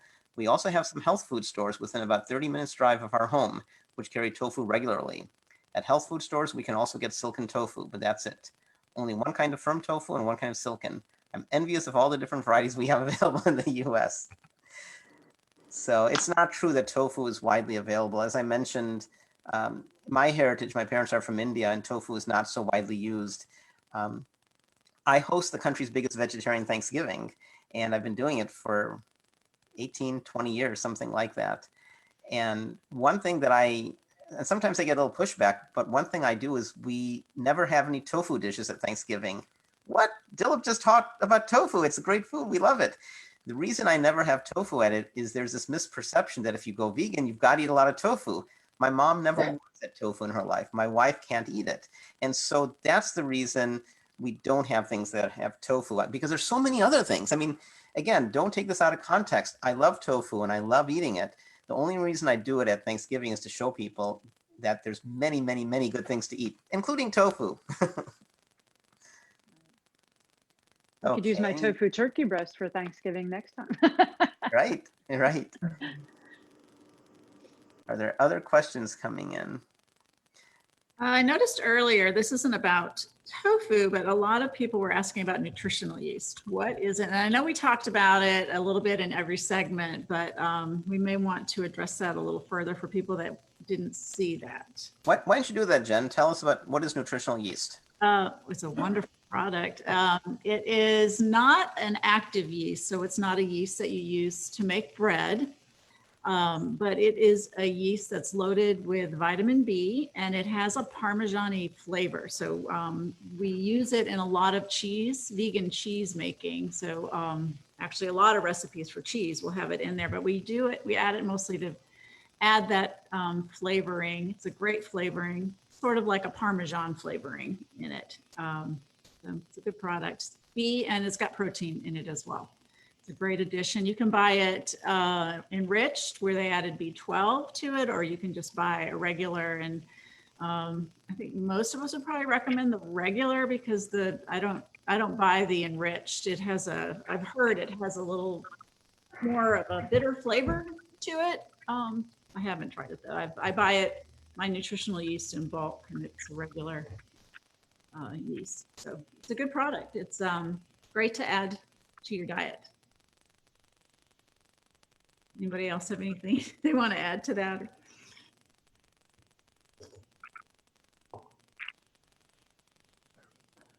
John wants to say something. We can't hear her. There was a comment on Facebook. It's yummy on popcorn. That's typically, it'll be interesting with braces that are, the orthodontist told my daughter, no more popcorn, but if you eat it, eat the top portions, avoid the seeds. But my daughter always likes to put nutritional yeast on. I use nutritional yeast to make a popcorn seasoning now that when we used to be able to go to movies, we would sneak it into the theater with us to put on top. But it's nutritional yeast, and then I add lactic acid made from beets. So it is totally vegan lactic acid. So just like a cup of nutritional yeast, maybe a half a teaspoon of lactic acid, a half a teaspoon of dehydrated lime. Pretty easy to find all this stuff on the internet. And then a dash of chili powder, maybe a dash of smoked paprika, and you just whirl it all up and it's really fine. And so it gets on all of the popcorn that way instead of the flakes kind of sitting on top. It's, all blended up, and it is the only way to eat popcorn now. We don't eat regular popcorn anymore at my house. So it is delicious. I got the idea from a restaurant in Nashville, actually. When we were there last year, they use it on their mac and cheese, a vegan restaurant that uses it on their mac and cheese, and it's a popcorn seasoning. So I just started making it myself. It's, really good on popcorn. One thing that might be useful for our audience, would anybody like to share? I bet most of you are like me. I like to invent things. I like to make things up. That's me. What are some good cooking techniques for tofu? So we've shared lots of recipes, but you're there in the kitchen, you don't have access to the recipes, and you quickly want to make something. You have this block of tofu. So I like teaching classes. What are techniques? Does anybody want to share some techniques? Here you have some tofu. What can you do with it? What are some general techniques that tend to work well? I like stir fry. Oh, we can hear you, Yanan. Hey, woo! Yay, Yanan. You're back. So go ahead, Yanan. Go ahead, Yanan. Share with us what you do. Well, I think if all else fails, you can stir fry. That's the easiest thing. Chop some tofu, some vegetables, put them all together in a wok, and be creative, invent. That's my favorite thing to do. Anybody else? I love a grilled tofu steak. That's one of my favorites. Is after I have frozen and thawed it, especially, it has a really great texture, helps hold it together, and then cut it into maybe half-inch to about half-inch thick slabs. Press the liquid out, and then you can marinate it in your favorite marinade of whatever kind. I tend to use things like soy sauce with a little mirin and maybe a little bit of what do you call it? Smoked paprika, maybe a little maple syrup, and let it just marinate for a while. Grill it until it gets those nice char marks on both sides, which I have to point out, char marks on tofu are not harmful. Char marks on meat, that's where you get the heterocyclic amines that are so bad for you and cause cancer. So that doesn't happen with tofu. You can grill your tofu, get those nice char marks, and then I'll serve it with a maybe chimichurri sauce or something like that on it. But love a good tofu steak. Well, the char marks might cause cancer. It's not definitive. Yeah, I think they've looked at that, and the char marks on meat definitely do. I've never found that to be true in char marks on tofu. So. Right. I was making a small point. People should, if you eat something that has char marks, that's not 100% guarantee that you will get cancer. That's all I'm saying. Oh, yeah. But it is a carcinogen. So right, the char marks are heterocyclic amines are produced from that. And that is a carcinogen. So. One thing I like to do is with tofu, my general techniques are a cast iron pan. And what I do with cast iron, and maybe somebody else can talk about why we don't use oil, but I'll put a little bit of oil, like quarter teaspoon of oil on a cast iron pan, turn the pan on, and after about 20 seconds when it's warm, I use a paper towel and wipe it off. There's a very trivial residue of oil left, and that's enough to get crispiness in tofu. So I'll chop up tofu and put it in a cast iron pan. And in that case, I want to carefully press the tofu. If I'm doing what I did in my recipe, I throw it into the pressure cooker, then I don't drain it. I don't squeeze it out because it's going to get moist anyhow. So I pressure cook it, and pressure cooked tofu is quite good. I love air fried tofu, just thin slabs of tofu or thicker slabs as you wish. Dredge it with some nutritional yeast, maybe some jerk seasoning, maybe some sesame seeds. Black sesame seeds are a great source of calcium. Air fryer, if you have an air fryer, Cody demonstrated an air fryer, right? So for 5 minutes or so, 350 degrees Fahrenheit, 150 Celsius. Those are all good techniques. Anybody else have any other favorite techniques with tofu? I got a good one. Yep. Okay, so for like a breakfast sandwich, what we like to do is take your block of tofu after you drain out the water, and then you just slice it into like the rectangles that are about a ½ inch thick. And then I put them on a frying pan, and like you said, just a little bit of oil, and then wipe it off. And then I put those on there, and usually one block of tofu will fit in my frying pan about perfect. And then what I do is do a little bit of black pepper, and then a little bit of black salt, which is actually, a pink salt, but it has that kind of sulfur type flavor that you get in eggs. So like my husband misses eating eggs because he doesn't eat them anymore. And so this kind of still has that same flavor and that texture as well. When you fry it, it gets crispy on the bottom, and then we flip it over, it gets crispy on the other side. And then we put it on like just toasted whole grain bread and avocado, whatever other breakfast sandwich toppings that you want on it. And it's delicious. And the kids love it. I love it. It's a really great way to start your day. So that's one of my favorites. There was an interesting question from Joanna Marola. Is there anything you shouldn't do with tofu? So, Susanna, do you have any ideas there? Well, I think some of the things that people said, we love just cutting it in thicker pieces and seasoning it, put it in the air fryer. And I just made some yesterday because I was getting all my tofu ready for today. My oldest son just loves it on, a couple slices of bread. I also like to use the silken tofu. I can't remember who made the mousse out of the silken tofu, but I like using that for mayonnaise. Today I made a cashew mayonnaise, but I like using the silken tofu for mayonnaise. I've made quiche with it. I really think it's just endless, the possibilities. All you need is just a little bit of time to think, and you can really turn tofu into anything. Yeah, I also like grating it into spaghetti sauce to give more protein, and in place of ground beef, I like to use grated tofu. So Joanna asked if there's anything we shouldn't do with tofu, like something that tried and failed. What should we not do with tofu? Well, tofu, some people, one criticism of tofu is some people say it doesn't have any flavor.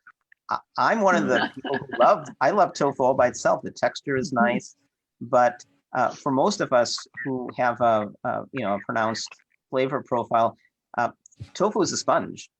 And so if you like garlic, go ahead and chop the tofu, give it lots of surface area, put in a bowl, and put some garlic in it, put some ginger, put whatever flavors you like. If you're like Mark, put some hot jalapeno. I've not done that, but I bet you it picks up the hot flavors. So marinating the tofu is nice, and then drain the marinade, squeeze it out, and then cook it. That's one trick. But the other thing, just like a couple of us have mentioned, is if you freeze the tofu, it actually is going to, like a sponge, pick up even more flavors.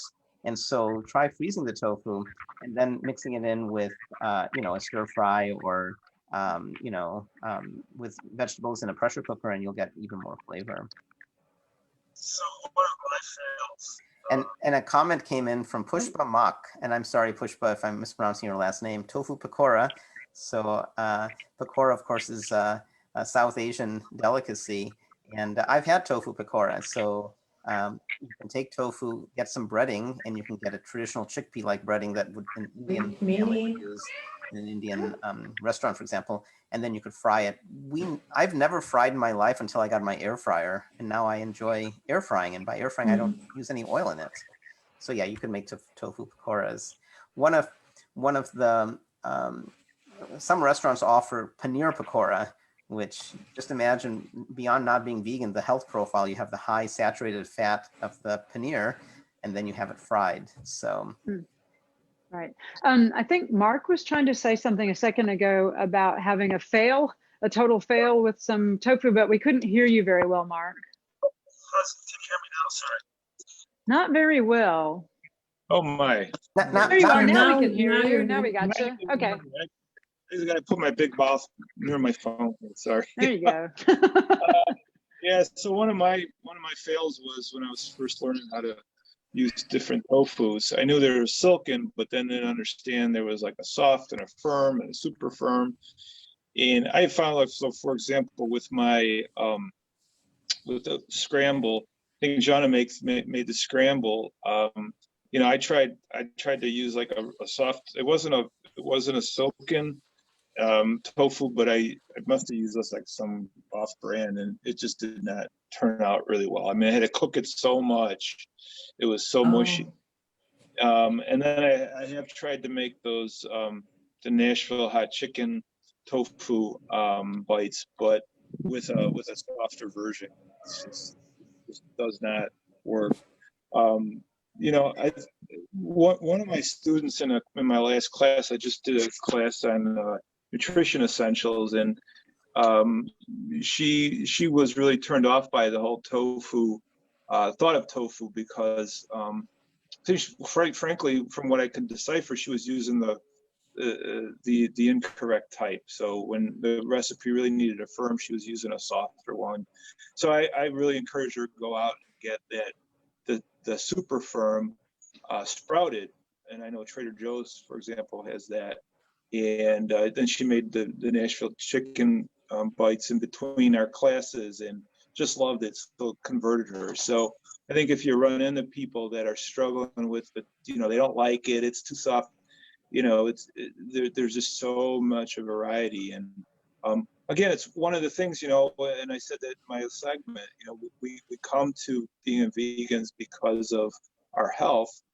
I think pretty much everybody on that's a cook today came because of your health, but you stay because of the food. And you know, if you would have asked a guy, if anybody knows anything about Chicago, a guy from the southwest suburbs of Chicago, okay, think the Blues Brothers, right, and think that kind of a, you know, diet, chicken and roast beef sandwiches and mac and cheese, that he'd be eating tofu nuggets. I mean, it's crazy, but you know, it just opens up a whole nother world. All right, are there any final questions that are coming through, or does anybody else want to share something that we haven't touched upon? Philip, there was a question a while back about freeze-dried tofu and if that's good for you, and I'm not familiar with freeze-dried tofu. Is anyone? So freeze-dried foods in general last for a long time. The astronauts use freeze-dried foods. Right. And that might be a secret, Yanan, when you visit the United States, to take some freeze-dried back, and I guess it would last forever. So I don't know in terms of nutrition if there's any downside to freeze-dried foods. I do know from talking to Brenda Davis, she has commented about as you fractionate food, there are issues when you pop, for example, like corn pops, you know, those cereals, for example, which aren't particularly healthy because they're full of sugar, but that processing, she even has commented about rice cakes. There's a popping that happens. And I'm not an authority, so I don't want to say more about that, but the more we process food, the more risky it is. So Francis, you see a lot of patients. Do you have anything to say about processing food and maybe if, you know, freeze-dried tofu? I mean, to be honest, I've never heard of freeze-dried tofu, so I can't comment on that. But I agree that when things with Brenda Davis, that when things are more processed, like the cereals and things, the less healthy they become. So that's why it's always, having some form of processing is okay, but like the more highly processed foods are definitely, they're losing a lot of that nutrition. Even if stuff's added back, it's not the same as if you were to eat the whole food. And we've gone for quite a while, so maybe we'll take one last question. Suzanne Hansen sent a note on soy curls, and I know it's been a rage for a while. Somebody gave me some. I didn't particularly like them, but who I here love them. loves soy curls? About them? All the time. I use them all the time. Sorry? I use them all the time. Okay, why don't you tell us what are soy curls and why do you like them? Oh my goodness. Soy curls are, okay, so the company that makes them, Butler Foods, will not release the way they make them. I have no idea how they do it because it's their company's secret, but they are 100% non-GMO soy. So they are made totally out of soybeans. No other added ingredients. I probably have a pack of them in my refrigerator, but I use them all the time. So you do have to, they are dehydrated, so you have to reconstitute them in hot water. Or what I do is use some of that same vegetable broth paste, the one that's like the vegan chicken flavored base, but there's no chicken involved. So it probably has just a bunch of poultry seasoning in it, but it's a paste. And then I reconstitute it in boiling broth for about 10 minutes. And then you can do all kinds of things with them. You can add them to stir fries. One really fun way to make them is if you want like a fried chicken strip salad or something, you take them and toss them with some tapioca starch or cornstarch, a little garlic powder, salt and pepper, and put them in your air fryer and cook them at, I would go with maybe 380, 390 for about 10, 15 minutes, but shake it a few times in the middle so they're not sticking to each other. And then when they come out, they're crispy, and you can toss it onto a big green salad with some vegan ranch dressing and have like a fried chicken strip salad. They go in stir fries, they go in soups and stews. They're, you just have to prepare them correctly. And it's not that hard once you start, working with them. You can order them on Amazon. You can order them directly from Butler Foods. But I have a friend that we go in on them together and get a case and split it. And so I always have some in my freezer. Those you should definitely freeze or put in the refrigerator if you're going to use them soon. Do not leave them in your regular cabinets because they are 100% soy. There's no preservatives and they will go bad. And they've gone bad if you open the bag and it smells like rancid oil, then just throw them away. Because so do not leave them in your cabinet. Put them in the refrigerator or freezer. But you could leave them in your use them quickly if you have them out. Use them quickly. Soy is very, very versatile, and I hope that we've given some ideas. There was a comment about bean curd skin. One thing we didn't even talk about is pasta. There's soy pasta. Yeah. I love edamame pasta. I love edamame. It's a great snack. We have to think about snack foods, and some people sit with a bowl of nuts. Are nuts healthy? Maybe a small quantity, like a small handful, maybe. But Mother Nature created nuts where you kind of have to work to get the nut out. And so instead of having a big bowl of nuts, a better choice might be having a bowl of edamame. My daughter loves it. My wife and I love it as well. My wife, where the tofu bothers her, she can enjoy edamame. So if you can't eat tofu, there's many other soy products. Soy is a wonderful food. And I view tofu as kind of a blank slate that you can use it and make a lot, from it. We're going to have a future show on tempeh, and not to take away from tempeh at all. Tempeh is not as obvious sometimes what to do with it, but tofu is. If you have a favorite recipe, I used to tell people you like ground beef tacos. Well, instead of beef, take some tofu, mush it up, and saute it. Now you have your ground beef. Add some colors to make it convincing, and there you go. So does anybody else want to say anything before we close?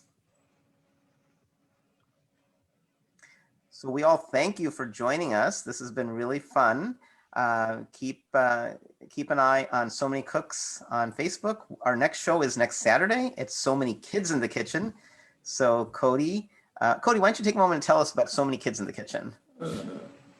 Oh, sure. So So Dilip and Ella and I thought it would be so much fun to get our kids together and start this So Many Kids in the Kitchen event. And we did a 3-day kids camp right before school started, and our kids had so much fun. I got 3 little girls, and Dilip has 1 child anew, such a sweetheart. And then Ella has 2 kids, Max and Mia, such also sweethearts. And so we've spent time together. Our kids do play dates together afterwards, and so we've all really gotten to know each other really well. So our kids just love cooking, and doing these shows has even inspired my kids even more so to develop their own recipes and their little tips and tricks for adults and little kids. You know, if they want to cook, and they show them how to do it safely and how to make it delicious and fun.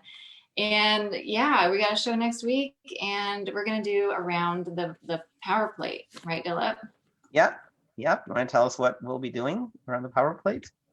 Okay, so I gotta remember, let's see, my kids are doing, Ella, my little 8-year-old's gonna do a jackfruit sandwich, barbecue jackfruit sandwich. And then Ava, my 11-year-old, is going to do, let's see, it's her own recipe that she developed. It's peanut butter coleslaw.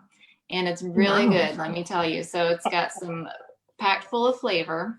And Nora doesn't have her recipe yet. She may just pop in and steal a little bit of food here and there. And Dilip, I'm trying to remember what Anu's making. She's making oatmeal. That's right. And then Ella, what are your kids making? Ella had to go. I don't remember right. what the kids are making. But yeah, please join us. And, we're scheming about the squash. So much squash. And that's coming up 2 weeks after the kids, so I guess 3 weeks from now. And then keep an eye for our November and December schedule. So thanks everybody for joining. We appreciate your support. Follow us on Facebook, follow us on Plant-Based Network. And thanks so much for being with us. All right. Bye. Bye everybody. Great. Bye. Bye. Bye.